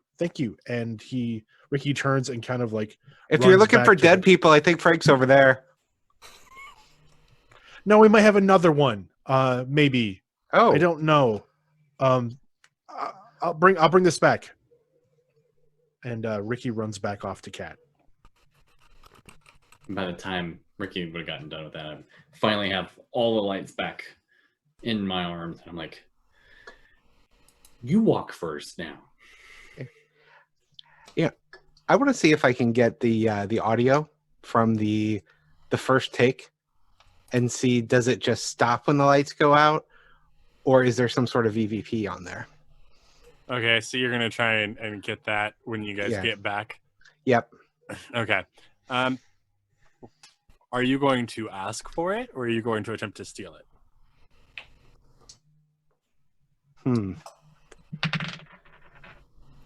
I'm gonna ask for it. So yeah, you go up to Dr. Mayo and ask him about the first take. Yeah, when the lights went off, did we lose power? Did we have a recording? Is there anything weird on it? I mean, no, yeah, we didn't have the cameras and the audio was working fine. It was just lighting's fault. And he kind of looks back towards Iverson. But no, we have it. Can't use any of it, obviously, but we have it. Can you get a copy? Just listen to it. Frank is really, really vain, and he wants to listen to himself and see how he did. Fucking actors. Sure. Yeah, whatever. I don't care. Sure. So when we get back, you can just, do you have a drive on you? We can just dump it over when we get back. Yeah, that's fine. Yeah, I've always got to drive. Yeah. So Tuco, he walked up to have this conversation, and you've gathered all of the stuff, and you have him well in eye, and someone knocks all of the equipment out of your hands again. I spin around on my heels. There's no one there. Like about 12 or 13 feet behind you, you see Kat and Ricky, and Ricky's like this with an electric thermometer, and he's just like, no, over. Kat's And standing so- in the spot, and he's pointing it like at Kat. yeah, you're It's getting like he keeps like pointing it at Kat, and he's like, "It's not working. It's not." I'm gonna beeline to Ricky. okay. Ricky. Yes, We gotta. yes, Tuco. Ricky, we gotta go. No, We gotta- we're hunting ghosts. Come on. We gotta. Like, we gotta. we get found a out of here. cold. We found a cold spot, and against my better judgment, it might be a ghost. I agree with you. I was carrying, that $750 set of lights over there, and I thought Wayne knocked it out of my hands. Wayne said he did not knock it out of my hands. So I picked them all back up. Wayne took off and left me. I was literally 20 feet over that way and points in the direction. And I picked them all back up. And somebody knocked them out of my hands again. And I turn around and nobody's there. So there's I can't- a light I can't. shading ghost. I just can't. I can't. We gotta Char, go, pick, man. Pick it all up again and see it stand right here. What? Yeah, we want to see if they can knock it out of your hands again. I look over at Ricky and I'm like, you want to see a ghost? And then I look at your arm And then I look back up at you again. I don't want to see a ghost, but like we just found this cold spot here. Like it was super cold. Like someone poured ice water on me, and then Kat found it. Yeah, it was cool. Yeah, and I'm coming to you and telling you now that some invisible things assaulted me. Oh, come on. It knocked stuff out of your hands. Don't be a pussy. All right, guys, hold on. Can you guys keep doing this scene, and I'm going to run to the restroom real quick, because as we know, Gage's bladder can only hold out every other episode. Touche. I mean, I sure, you know, I can't. I don't really believe in this stuff, but I'm just I telling mean, you that. it was just really cold. I mean, that's really, really weird. And then- the and whole then- thing we're and then stuff- investigating for the club. Cold But- spots. Oh, maybe I there's know. blood somewhere. But I mean, this stuff. I mean, Okay, we ran into the whole cult thing, but still, the cult is just maybe crazy people. Like, Okay, Ricky. you know, Can you carry the lights? I mean, I can. Damn right he can. He's one of the I take back that whole not the best boy thing I said earlier. Ricky, you are the best boy. Tonight's been a good night, everybody, huh? I think we did some really good work here, everybody. I think I'm we sorry. did. This went well. Hey, I thought you were busy tripping on sticks that weren't there. Hey, look, dude, I just paid you a compliment. I'm feeling good about tonight. You should, I don't know what you're doing pointing that thing around, but you should be feeling good about tonight. You know, except for the light thing in the beginning, you know, And I just heard the lead actress say that somebody kept flirting with her and hitting on her, and she's really creeped out. But other than that, yeah, I think that was like the either the friend or it was actually, I think it might have been one of the professors or something. I don't know. It was. ew. I saw a little bit of it too. It was super awkward. So I mean, I saved her from a couple of things. She's very good. She's a very good actress. She handled herself well. Definitely. I'm sorry. Well, if you'll stand right there, Frank, let me check your temperature because you just gave me a compliment. I don't think you're well. Yeah, it's because I am on fire tonight. I mean, I think I did a good job, right? You guys all think I did a good job? I mean, I think I did a good job. So should we find that ghost? yeah, I think you did great. Yeah, no one Hey, falls thanks, better Kat. than you, Frank. Well, actually, I don't know. I would say Chelsea fell pretty well. I believed it when she would, like in those first couple of things when she went down like that. I was like, wow, she really fell. She even skinned her knee. Did anybody take a look at that for her? Well, she said she was okay. I mean, I just figured, yeah, you know, I mean, and didn't look like she was limping too much. I mean, you know, I didn't want to take a look at it. I mean, that would have been like creepy, right? So I didn't do anything like that. Tending wounds isn't creepy. Being creepy about tending wounds is creepy. Well, yeah, it's hard to argue with that. And Frank would know he argues about everything.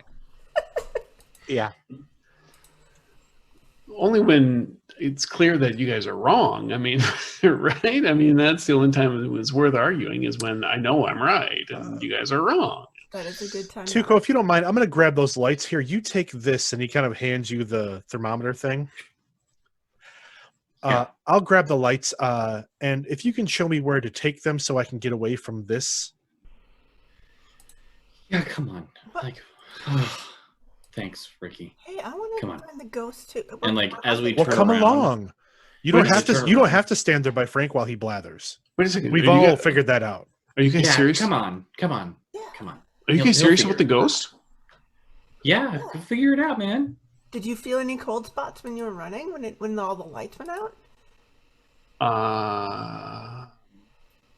No, I didn't feel any cold spots. Oh, damn. Who are you talking to? You mean earlier? Yeah. Okay, so all right. Like, okay, so I thought I was really in the zone at that very, very, the first take with the lights went out, but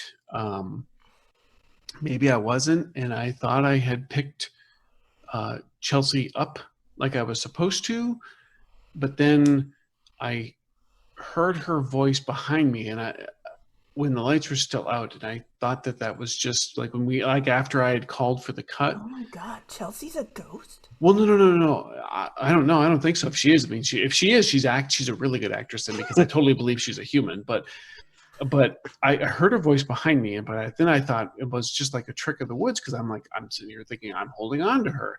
But then when I went and when the professor said we were going to do another take, I went to pat her shoulder and be like, "Hey, are you cool? Let's go do another take." And I felt like the shoulder that I patted just like slid off. Are you sure it wasn't just like a branch? There are a lot of branches around here on the ground. Yeah, I know. I mean, Ricky didn't do his job clearly, but I mean, I thought I actually felt like I was holding someone, and then like their arm came off, and then when the lights came on, there was nothing there. See, So guys. we have a one-armed light-hating ghost. Maybe, Cool. but I mean, yeah, I don't know. The more I think about it, the more I think that maybe it wasn't. I mean, like, it might have been maybe something, but I don't really know. I'm not sure. Well, I'm getting the audio so we can listen and see if anything got picked up while the lights were out. Yeah. Oh, yeah. Really? Because Yeah. I want to be able. I really, really would love to hear my lines. I want to hear how he sounded. If I did a good job, that's awesome. Good job, Gretsky. That's so great. Thank you. Come on, Ricky. Come on. It's like as soon as Frank starts going on about himself, I'm just like, come on, Ricky. Wherever we need to take these lights, let's take these lights somewhere. Hope something doesn't knock them out of my hands. I don't have to make fun of me. I start guiding him to the back of Dr. Iverson's truck, where like by the generator, and so we're walking back to Dr. Iverson's where his truck's at to put this stuff away. Ricky keeps looking over his shoulder to see if Kat's like following them.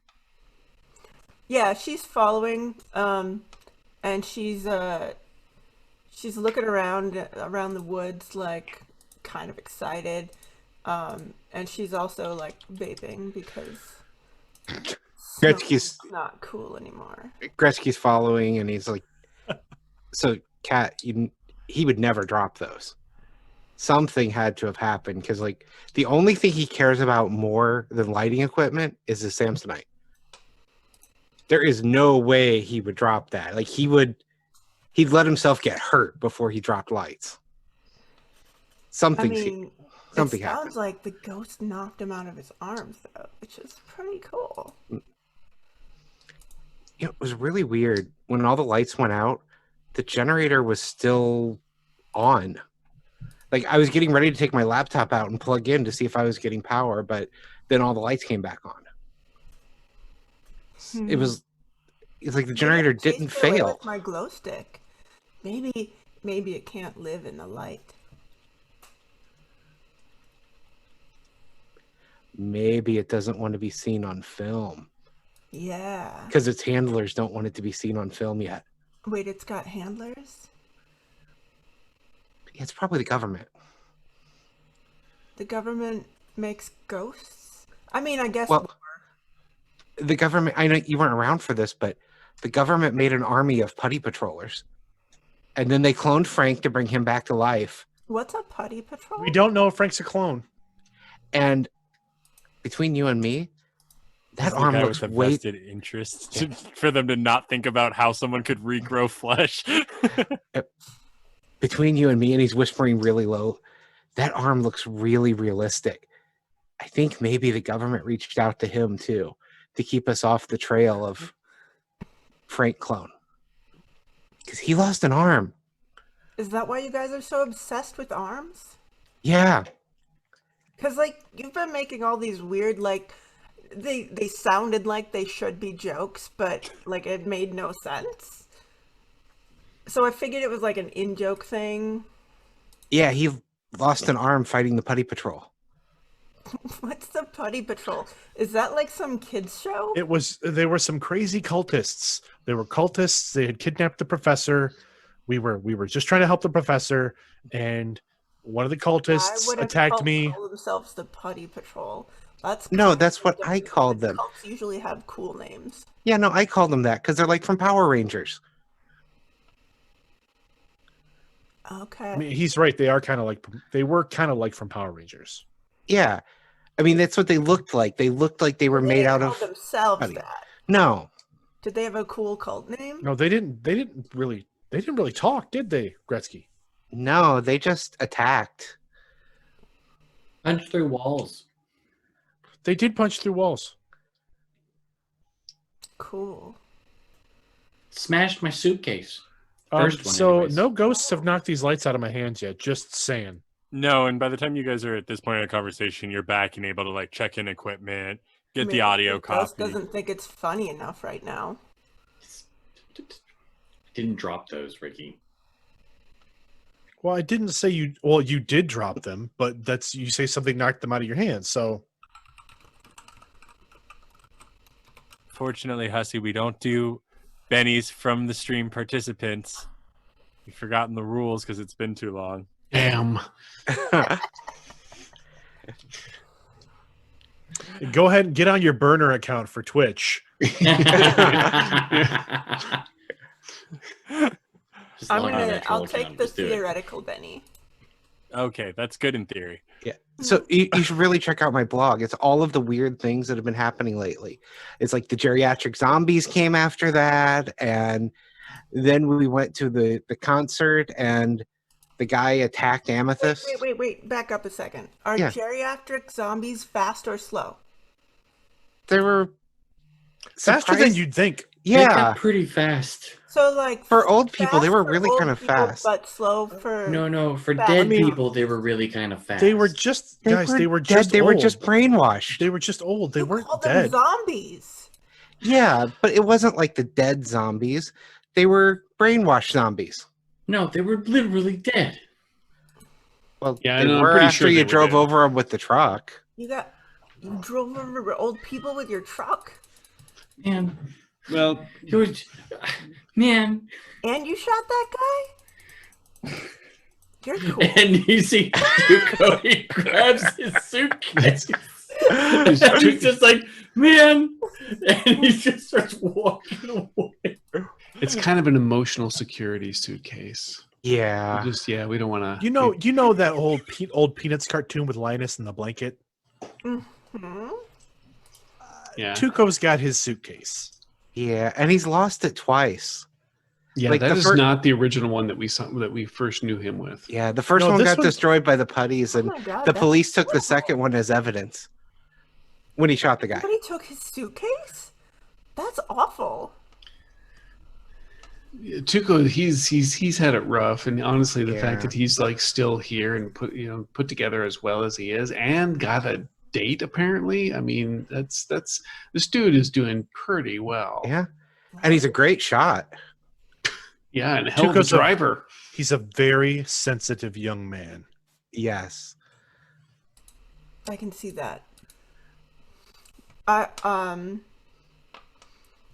don't know why he left though. I was giving him a compliment. It's the same reason Ricky leaves whenever I give him a compliment. I don't think he just doesn't know how to handle it. Oh yeah, he's shy. I get it. No, I know how to handle it. I just don't like them from you. You have to learn the meaning of the word progress, Ricky. If you're just going to spend the rest of your life in your little bitter ditch, it's just going to turn you into a bitter bitch, and you gotta get better. So all the I'll let you equipment's know when turned I in. start taking advice from the dead. All So- the equipment is oh, turned shit, are in, and you you a guys can do zombie? whatever 'Cause you then want. you're a really fast zombie. Oh, yes, yeah. Frank is certainly a zombie of some kind. You wouldn't know it from his speech necessarily, but if you watch him long enough, you can clearly see that there's really no life in him, and the camera's going to capture that perfectly. Well, he is a great actor. So And- I would never have guessed. Kat, And thank you. he likes the eggs in the cafeteria, and that wasn't acting. Oh. Unless it was. Because if you were acting, I believed it. Wait, the powdered eggs? Yeah. Yes. Well, okay, they're not powdered when I ate them. They were just really good that day for some reason. I don't know. They've just been good lately. Look, uh, Mabel does. She's apparently upped her game in the cafeteria, and it's good stuff. I mean, I can't complain. Okay, there's a lot of good things in the cafeteria, but 0 of them are eggs that haven't been made into cake. Thank you, Kat. Look, I don't know what to tell you. I just maybe there was some extra pepper, or you know what? Honestly, you know what I think it was. I think that somebody had put a thing brains of in the- it.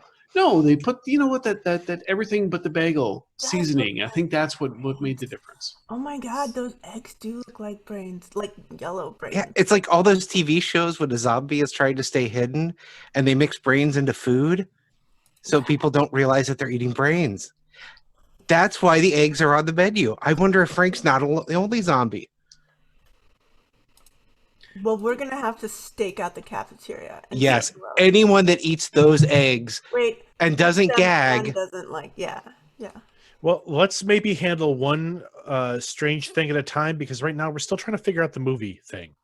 The ghost thing that may or may not have happened here. Yes, and everybody else is leaving. So either we all stay together in here and search, or we go and get beers with everybody. So whatever you guys want to do, I'm with you. Because Chelsea, for some reason, she said she had her own ride, and that's cool. So whatever. But we were gonna, yeah. But anyway, we can, Let's do the job here.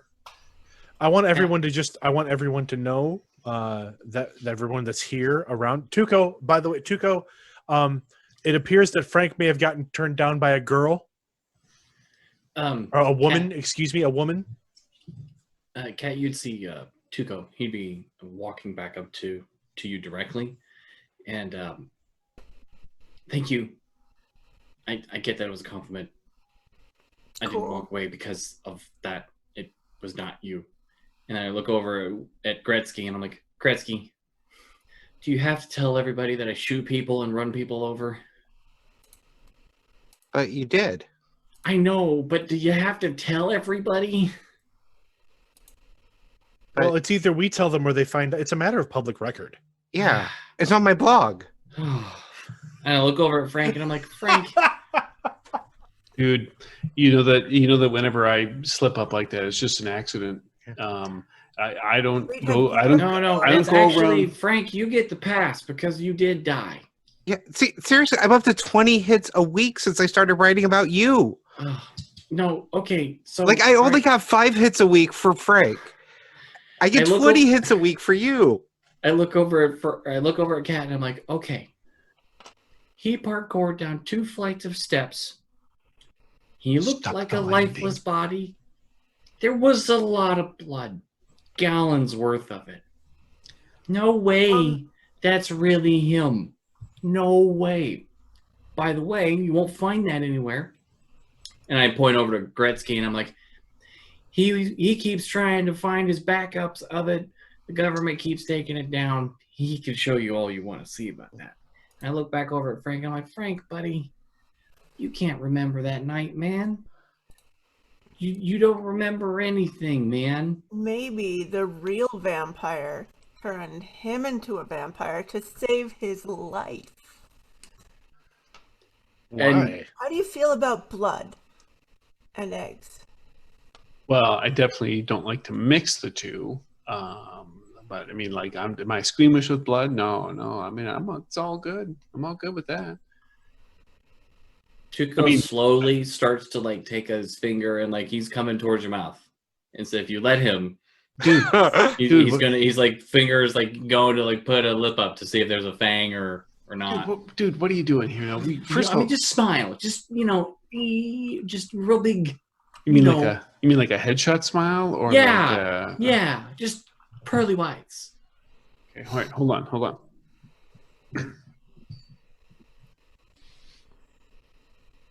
And then I'm like looking for fangs or anything. And okay, you're fine. Yeah, see, Ricky, right? we Thank should you. I probably told go. you. We should probably but real bunk up or vampires something because put I their don't. fangs It's starting to away. get cold out here, man, and I'm just. And like you saw him do this thing. That was clearly him putting his fangs away. No, I was getting into the moment. I gotta pose. You could do both. Okay, look, they're all leaving. So are we leaving or are we searching in this area? I mean, because you guys said you thought you had something, you had your little thing out there or whatever, but and look, I bared my soul about what I thought happened. And then you all started making fun of me again. So what are we doing here, guys? What are we doing? Well, I mean, I don't like this place. No, And, now it's like super creepy out here because we're like the only ones out here. and I could go for a beer, but, you know, we could figure this out if that's what you have to Well, do. I mean, we were sent out here to We'll try and have find the something, same right? conversation while we drink. Well, true, but we could either search and then go drink, or we could drink and then go search at some other time. But maybe, I don't know, maybe the time is right now. I mean, just because it's like middle of the night. What do we look for? Cold spots, which we found. Cold spots and anything else my occult roll might tell us to look for. Hmm. I will definitely take the thermometer and like whenever Frank's not looking and like shine it in his face or his forehead or like Yeah, he seems normal. Are we doing? Someone say occult roll. Okay, go for it. I'm going to spend a Benny on that, actually. Ooh, It was not a crit fail. that means Sure. it's close. Certainly, well, yeah, it was damn close, but as close as you can get. I'm going to go with a 5. So you know a lot of the basics of ghosts, cold spots. You remember that the professor said cold spots, lights acting weirdly. Which they did. Mm-hmm. The blood thing, and also some spirits, if they're really mad, like poltergeist type spirits can move objects angrily, and when they're really mad, they can whip them up into a storm. So, Gage, do I have signal out here on my phone? Yeah, you're at campus now. Sorry, you guys have made your way back to campus. Okay. I want to look up, basically, I'm looking to see, are there any news stories online or anything about that barn that we saw? So, like, has anybody been killed there in the past and they're just picking this as their set now? Okay, go ahead and roll me a research. 7. Yeah, so you're not finding any. So, okay, it's Pinebox. So there's a normal amount of people die here thing. Right. But no horrendous death or anything like that to do with that specific place where you guys were shooting. Okay. Okay, so listen, guys. I want to put forth a little theory here. Okay, so let's go and retrace some of the steps. The lights went out. Okay, flickering lights, right? Ricky, you said you ran into a cold spot. Okay. It wasn't just me. No, Kat all felt right. it too. Okay, there we go. So there's 2 people who felt the cold spot. Tuco, you kept saying that you kept blaming Gretsky that he be knocking things out of your hands. We all know you wouldn't drop them, but we also know how Gretsky feels about tech. He's not going to go and pull that kind of prank. That's just not, he knows how much that stuff costs. He's not going to do that. All right. So these are all ghost symptoms, symbols, whatever you want to call it. Here's what I'm thinking. Now, after everybody left, we didn't really see, feel, experience anything. I mean, I had my weird stuff happen too. I'm thinking something has to do with the gear and the people involved there. I think, and I'm putting myself at risk here by saying this because I could lose my lead role here. I think we should break into the building and go check out that gear. I'm in. Tuco rummages into his luggage. Well, I mean, I thought this was going to be a boring club. it might be. You really It don't might read be- my blog. It might be better instead of. I don't know. It's just an idea, but instead of breaking into the gear, like maybe actually trying to break into Dr. James's office, and then I pull out a bunch of papers and hand them over to you, and there are a bunch of newspaper articles and a bunch of stuff from archive that outlines Well, Dr. James and there's a Dr. Connor Maxey, and they made a film, and it had a big falling out, and Connor's name just drops out, like out of, and he shuffles through the pages, and like he gets to like the 15th page. It's like about here, and he's like, and you know, there was a movie before this, Blood for Horse, last movie they had locally to you. It sucked balls. So, So you know what I else mean, was before this?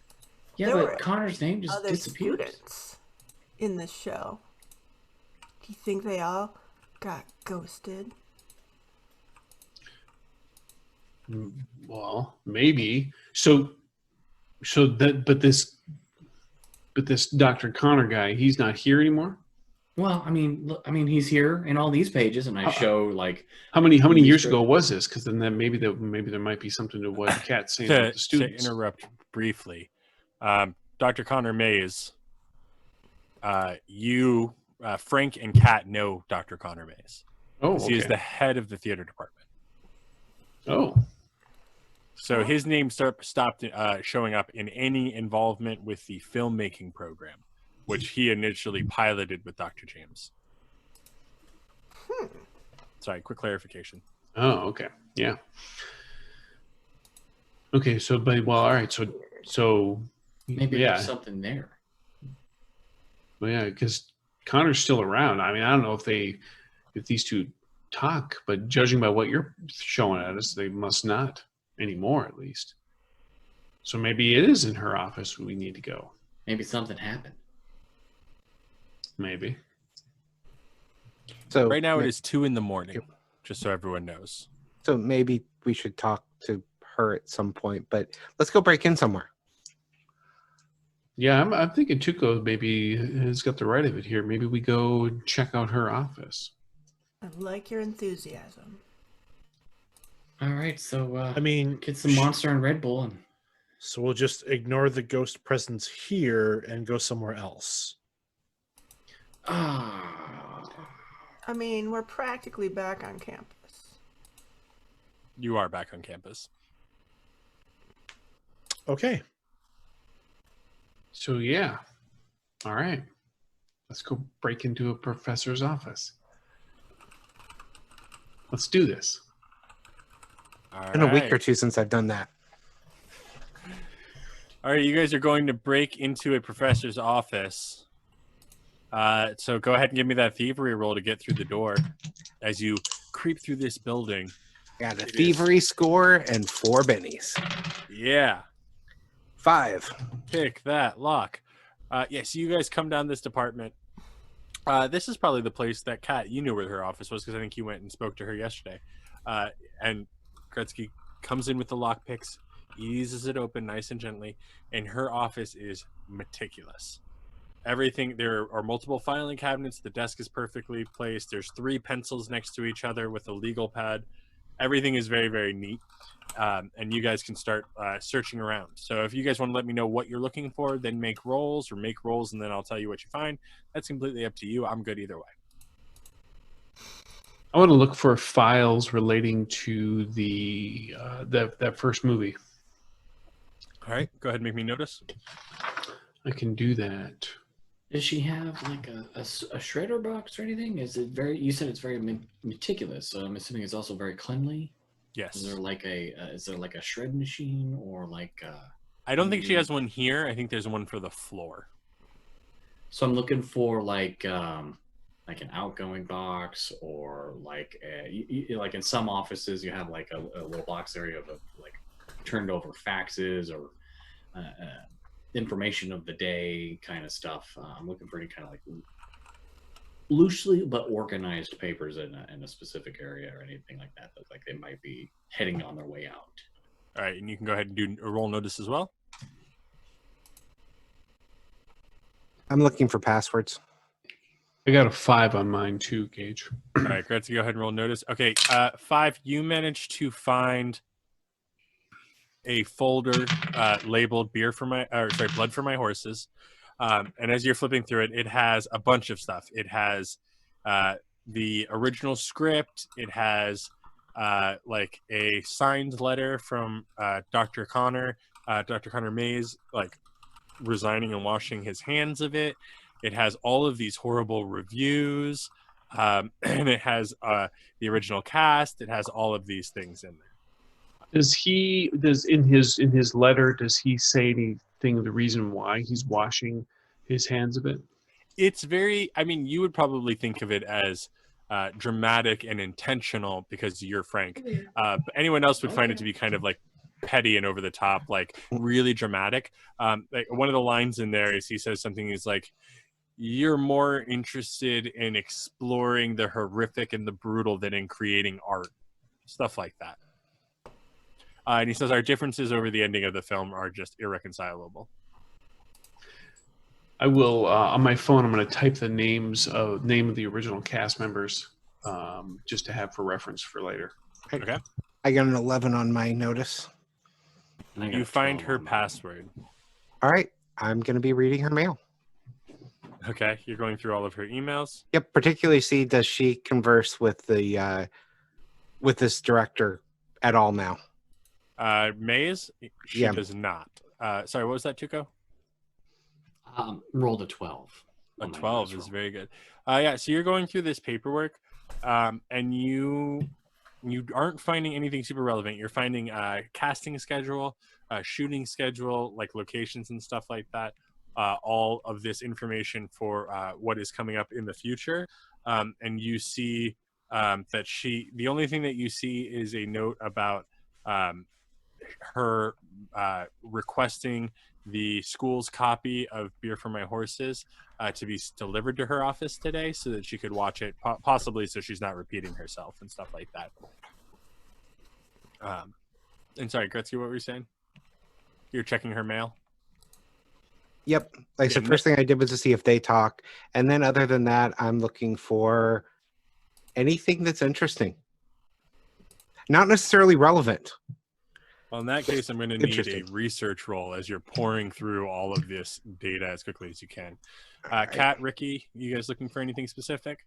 I am looking for information about the 8 kids who are no longer part of the project. All right, you're easily able to, and Tuco kind of helps you with that because Tuco has all of the more recent paperwork in his hand, and you're able to find a list. Some of these people you probably know from being around similar actor circles, and some of them are probably names that are unfamiliar to you. They all appear to be, most of them appear to be students. 1 or 2 of them appear to be Pinebox locals. And I haven't heard outside of these files. I haven't heard anything about anybody ending up in the hospital or just disappearing or anything weird. You're from Pinebox? Yeah. Make a common knowledge roll.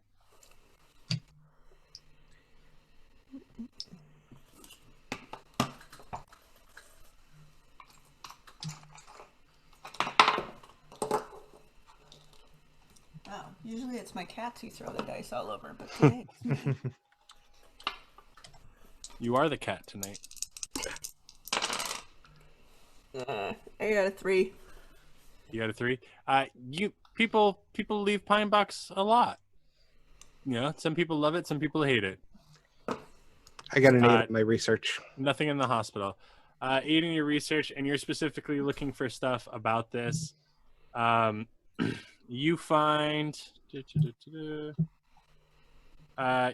as you're trying to find stuff like this, you find, let's say, a success stories. You find an email from a little bit ago that is replying to an email from a year before and replying to an email from a year before, and it is from a woman named Peggy Adams, and it's like I said, it's replying like once a year, like someone's replying to her, and it's saying, hey, Dr. James, sorry to bother you yet again. I was just wondering if you had heard anything from Maggie. I know she really respected you, and I still haven't heard from her. And I was hoping that she might have contacted you. If she did, could you let me know? Same number, same address. Thank you. Hey, did someone get the list of actors from the old movie? Is there anyone named Maggie? A look. The lead girl in the movie, Maggie Adams. Yeah, Maggie. She was the lead right here. Maggie Adams. Apparently, she's missing. Her mom's been asking for her, like once a year or so. While the rest of the group is searching, Ricky's playing lookout. All right. Yeah, so you're just kind of like looking left, you looking right, and so far it seems to be dead. You're basically right now your biggest threat is the janitors. So luckily you would probably have a decent amount of warning. You guys, I'm guessing, are keeping the light off. You're using all phones and whatnot. Yes. Okay. Tuco, you're actually able to find an original find the copy of the movie, the original movie, while you're going through her paperwork and kind of figuring out her filing system. Because I think you rolled like a 12, right? You rolled with like 2 raises, so you're actually able to find like a DVD copy of the movie, of that original movie. Guys, score. And I just kind of hold up the shiny little, the silver side that reflects the light of the DVD. And I'm like, DVD. All right, let's go watch it. Does anybody have a DVD player still? Yeah, I Let's got go to one. the archives. No, I got a burner. Oh, okay. We'll definitely want to make copies. And Blu-ray players still play DVDs. True. Yeah. I could put it in my PS4. So I hand that over to Gretsky. Yeah, it's like the government can't hack a physical disc. That's why I keep They them can all if in they safe try places. hard enough. Not if they can't find it. Well, then they're not trying hard enough. Not if it's sitting at the police station inventory. All right, so you guys go back to watch this movie. Are you guys doing that tonight, or are you regrouping in the morning? About how late is it now? It's like close to 3 in the morning. I say let's watch it. Let's watch it, and then because the next day is Sunday, we're already into Sunday, so we can all just sleep late. All nighter? Yeah. Yeah, I'm not tired. I live for nights. Sure. Yeah, let's Oh, watch come it. on, Ricky. Just take a Red Bull, man. No, it's fine. It's fine. We can watch it. It's fine. All right, so whose room do you go back to watch this movie, and what are the snacks like? That is the important question. I'm willing to bet that Gretzky's room is probably the most high-tech room. Like, the Oh, and most he's likely got to the have a burner. theater. It also has the most like empty bags of chips and cans and is not clean at all, but I'm gonna stand outside your. If we're going to your room, I'm gonna stand outside your door for a minute. I'll be like, I'll give you like 5 minutes to clean up, and I'm just gonna like start smoking again. I do a rush clean job. The kind where you like pick up the mattress and throw stuff under it and just set it back down. The crumbs are still everywhere. Yeah. All right, so you guys come in and settle into and throw this DVD in. I'm guessing you're burning copies. Yeah. And yeah. And you start watching it. It is kind of classic horror. There's like a masked killer chasing this woman through the forest. Maggie, she's a little older than you guys. She's maybe she's like probably like 23, 24. Those of you who are from Pinebox can go ahead and make a common knowledge roll.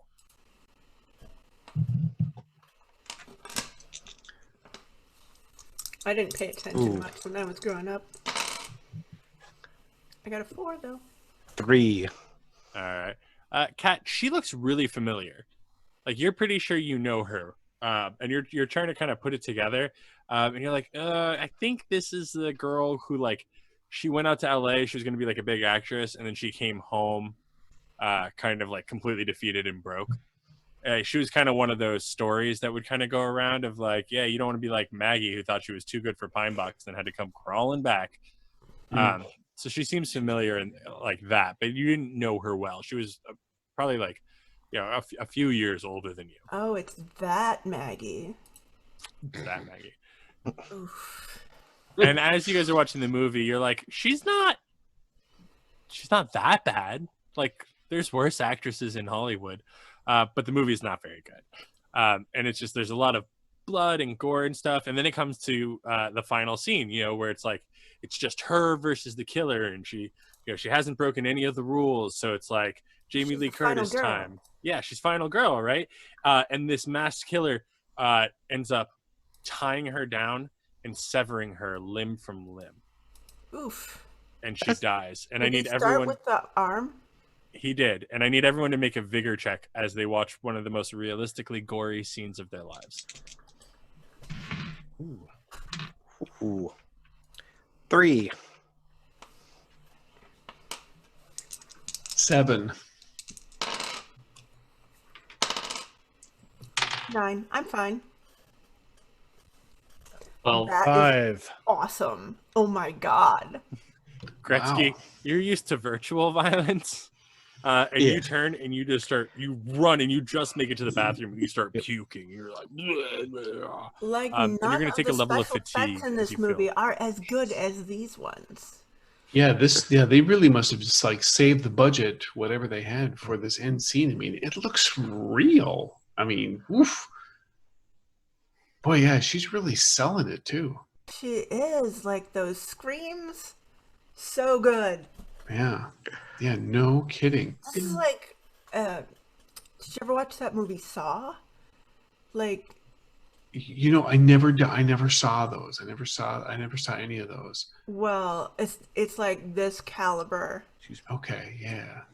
Wow. All right. hey, Gretsky, can you go back? Can you rewind it and play it slower? Yeah. Did we have to? Well, I mean, that looked really, really, really real. Yeah. Like it- they even digitally put the bones in there, like when they pulled off the limbs. Yeah, but they don't have. Yeah, right. I noticed Where did they that get too. the That money looks for so Like, cool. Like, they can't I mean, afford that, right? Yeah. No, This well, is a school budget. yeah. I mean, Yeah. that had to have been some pretty cool prosthetic work, and that's Tuco like just kind of on his butt, like kind of scooches up closer to the TV, and I he's just hand like- over the controls to Tuco. It's like, here's how you rewind.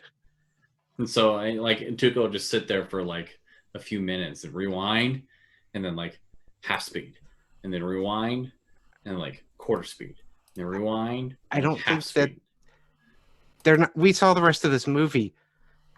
They're not that good. you know the weird part about this whole movie is there wasn't a damn horse in the whole movie. That's kind of the real clincher for me. I mean, apart from this scene, which is How much you is know, the script the same as this They movie? used like a glue horse for the bones. Could have been, yeah. Because that's yeah. like a cheap way to get good special effects. There's tons of blood in horses. Yep, and there's that's true. And they might have been able to Ooh. get some stuff from the local slaughterhouse too. Yeah. Who played the killer? It was Dr. Gary Iverson.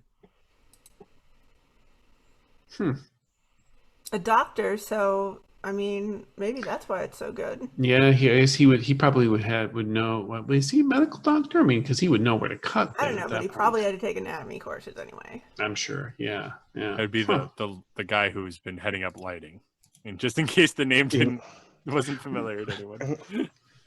I do need like a chart of names. Welcome to the game. Yeah, but she's missing though. Gretsky? Did you find out at all like where she was last seen? I mean, Probably obviously. hiding in shame. Because she tried to go off to Hollywood to be like a real actress, and But she did this after she came back, right? well, it didn't get very good reviews or even go like. I mean, she probably just didn't want to be seen again after that. Well, I mean, I it wouldn't think it she wouldn't be the was first seen time. after that. think that's the last place she was seen. I don't think that's fake. I was wanting to see if doing that rewind and slow-mo and rewind would give me the opportunity for Tuco. like a notice roll. Yeah, go To for it. see, I want to determine, like, notice if that's like real gristle, or like I'm just trying to get as close as I can on it because I want to see if this is real or not. Well, and with that, I would like to, as he's doing that, as we're having this conversation, can I make a performance roll to like judge the validity or the realness of her performance? Because everything that Kat was saying about not having the budget to do this, it's all kind of making sense in my head. And so, Frank wants to entertain that thought that maybe this might be real, and he wants to see if this is actually happening to her, or if she is indeed acting. Go for it. So I rolled an 8. Yeah, this is no way. You don't know of any way to do this with special effects, and it doesn't fit in at all with the rest of the special effects to the movie. You're pretty sure this is real. And I got a 16. And you are absolutely sure that she is a shit actress. In every single other scene in this movie, she's a shit actress. And in this scene, she's too real. She's so real that like a director would tell her to stop doing it because it's too real. And it is pure and utter terror in a way that is unbelievable in everything else she does. I just lock eyes with Frank and I'm like, this is real. Yeah, that's real. Did it look like that when you got your arm cut off, Ricky? Yes. It kind of happened quickly, and I don't remember a lot of it because there was a lot of blood loss. But it could have looked like that, sure. Ricky's not really paying that much attention to the movie. He's actually it looks like he's tinkering with that thermostat. Like he's got like a little cloth open on his lap, and he's got the thermostat pulled apart, and looks like he's trying to do something with it. Yeah, this is real. She got killed. Guys, give me copies of this. This is a snuff film. All right, I'll start burning copies. Can't be real because like nobody got arrested or anything, and like if it was real, he's clearly on film doing it. That's exactly why we're making copies. I'm guessing they never found the body if she's missing and not declared dead. Wait, she's still missing? Just fucking. I look over at Gretsky. Yeah, her mom's been reaching out to the teacher, trying to see if they've heard anything. And I just look over at Frank, and I'm just like, do something, Frank. Me? Well, okay, so clearly it's Iverson, the dude who is helping you with the lights. He's involved here. So what do we run him over and claim him with self-defense? Oh, I actually so look over at That's a Kat, great, like, guys. grin She to grin, totally and I'm gets like, this script memo. now you get it. The cops in this town won't do anything about it. They already ignored it. well, we got to do something. I'm gonna look her up and see if I can find her Facebook page, assuming it's going to be one of those where everyone's posting "We miss you" and things like that, if it even exists. All right, go ahead and search for it. I'm gonna Benny that one. Okay. Wow. Let's Benny it again. Ooh. Just because I don't want to accept 2. That's better. 7. Okay. Yeah, you go to find her stuff about like her disappearing. You find that she had a couple of social media accounts, and they have all gone silent as of 2 years ago. So as of the end of this movie, when she disappeared, her social media accounts have also gone silent. You do some image searches to see if she maybe created new accounts with fake names, and nothing's coming up. Yeah, no, guys, she disappeared when this happened. Hey, They never found her. Hey, Gretsky, Yeah. could you look up Dr. Iverson? Sure. Does he have a Facebook? Yeah, we gotta find him. Dude, it would be stone cold if he bragged about this on Facebook. Pine Book? Pine Book. 4. Yeah, you don't find too much information about him. He's been working with Dr. James for years. Pretty much since he graduated, he's been working with her. Originally in television and now in the filmmaking department. You do not you find a photo of him with some of the crew and Maggie that's like from 2 years ago. That's like last day of shooting, and then you see like another wrap photo that's like him and Felicia and Ray and Dr. James, and it's like filming's done, but like Maggie's not in that one, but not everyone's in that one, so it's not doesn't mean anything really.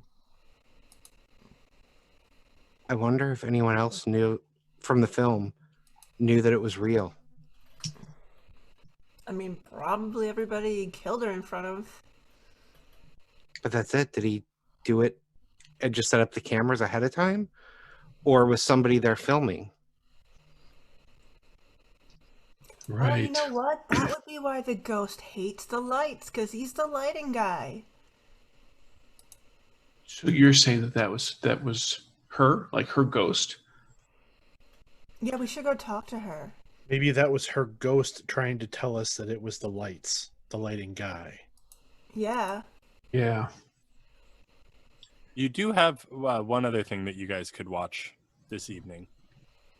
We've What's got what got recorded earlier. Yeah, what got recorded earlier? Yeah, when it sets up, it's the shot of the woods. You have them coming in, and then you have all the lights going out, and then it's completely pitch black, but the audio is still going, and you hear like that kind of like what is it, EMF, kind of going off in the like recording. that kind of fuzz, like.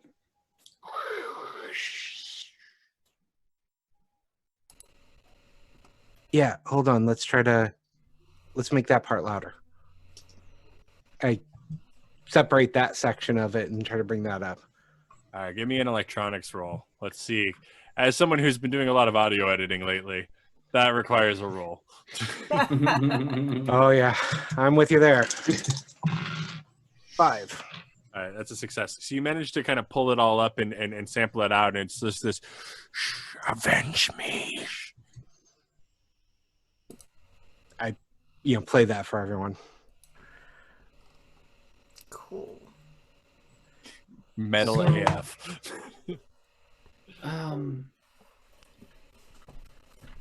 What? Well, okay, Gretsky, do you have a way of like sending a copy of this to the authorities?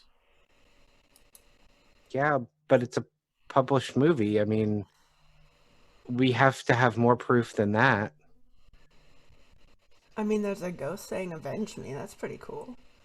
Yeah, but they won't believe that. I mean, I wouldn't Well, believe it if I didn't just we find it should- myself. We should email it to Professor Lighting.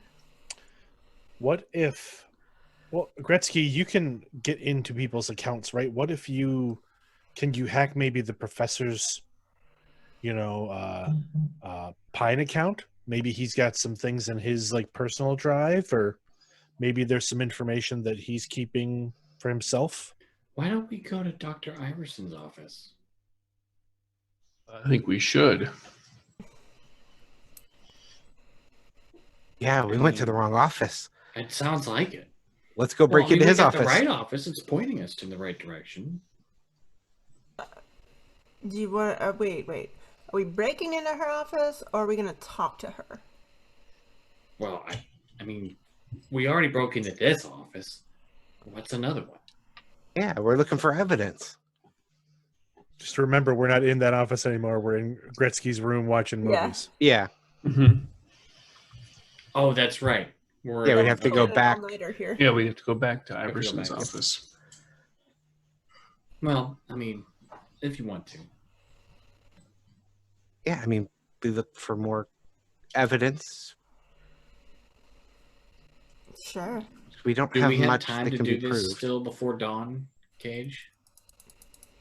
It will be tight. But tomorrow's Sunday, so True. Probably not going to be there. actually, do I know what their office hours are? Like, they're not. They're on Sundays, right? Not supposed to be. Well, I mean, Yeah. I've had 17 Red Bulls, so I'm not going to go to sleep.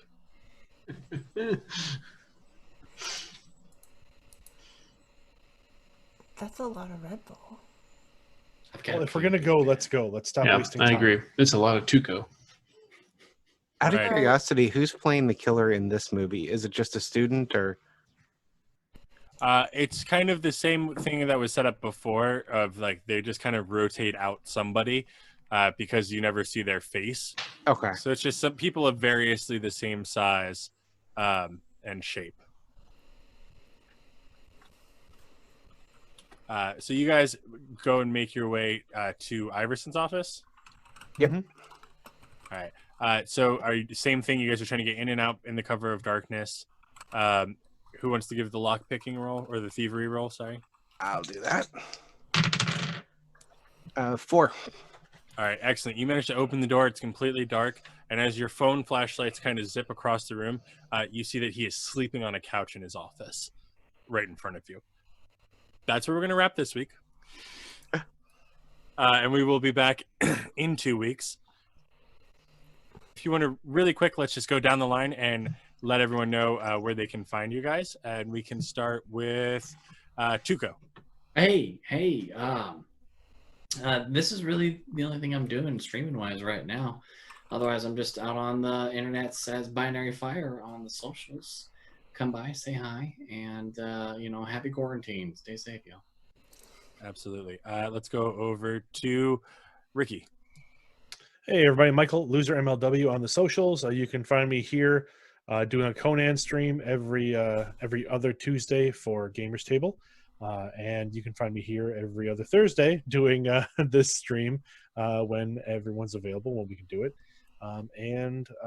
Podcasts. I'm in the Redemption Podcast, Star Wars Actual Play. Can be found at redemptionpodcast.net or your regular podcatchers.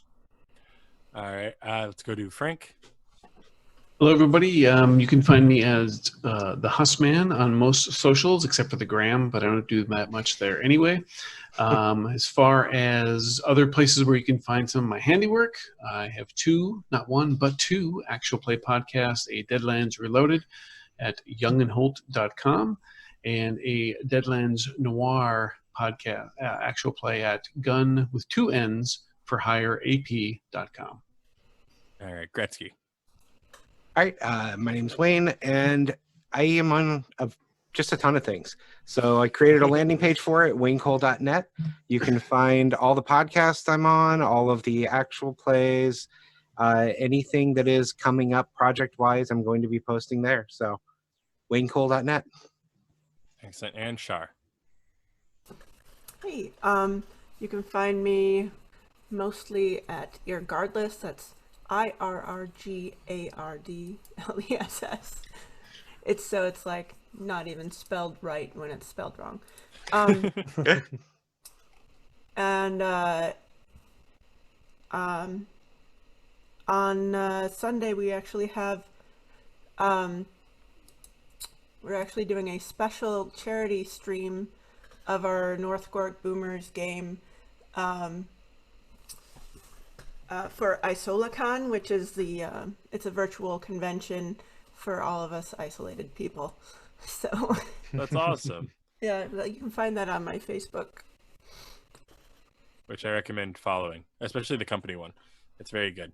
And I am Gage. You can find me on my podcast, Gaming with Gage. We're currently 2 episodes into season 6. This week we had the wonderful Richard Woolcock on. Next week, spoiler, I don't think anyone knows this yet, we had James D'Amato back on the show from the One Shot Podcast Network, if you're familiar. You can also catch me here most of the time, every other week's running this show and yelling Savage Worlds in the Gamers Table Discord.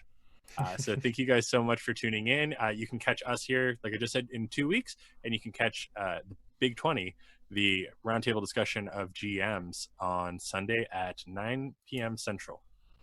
I did that, and I'm not even in that time zone. Wow. Yeah. Wow. Thank you, everyone, for playing. Thank you, everyone in the chat, and thank you, everyone who's watching this after the fact. Bye, guys.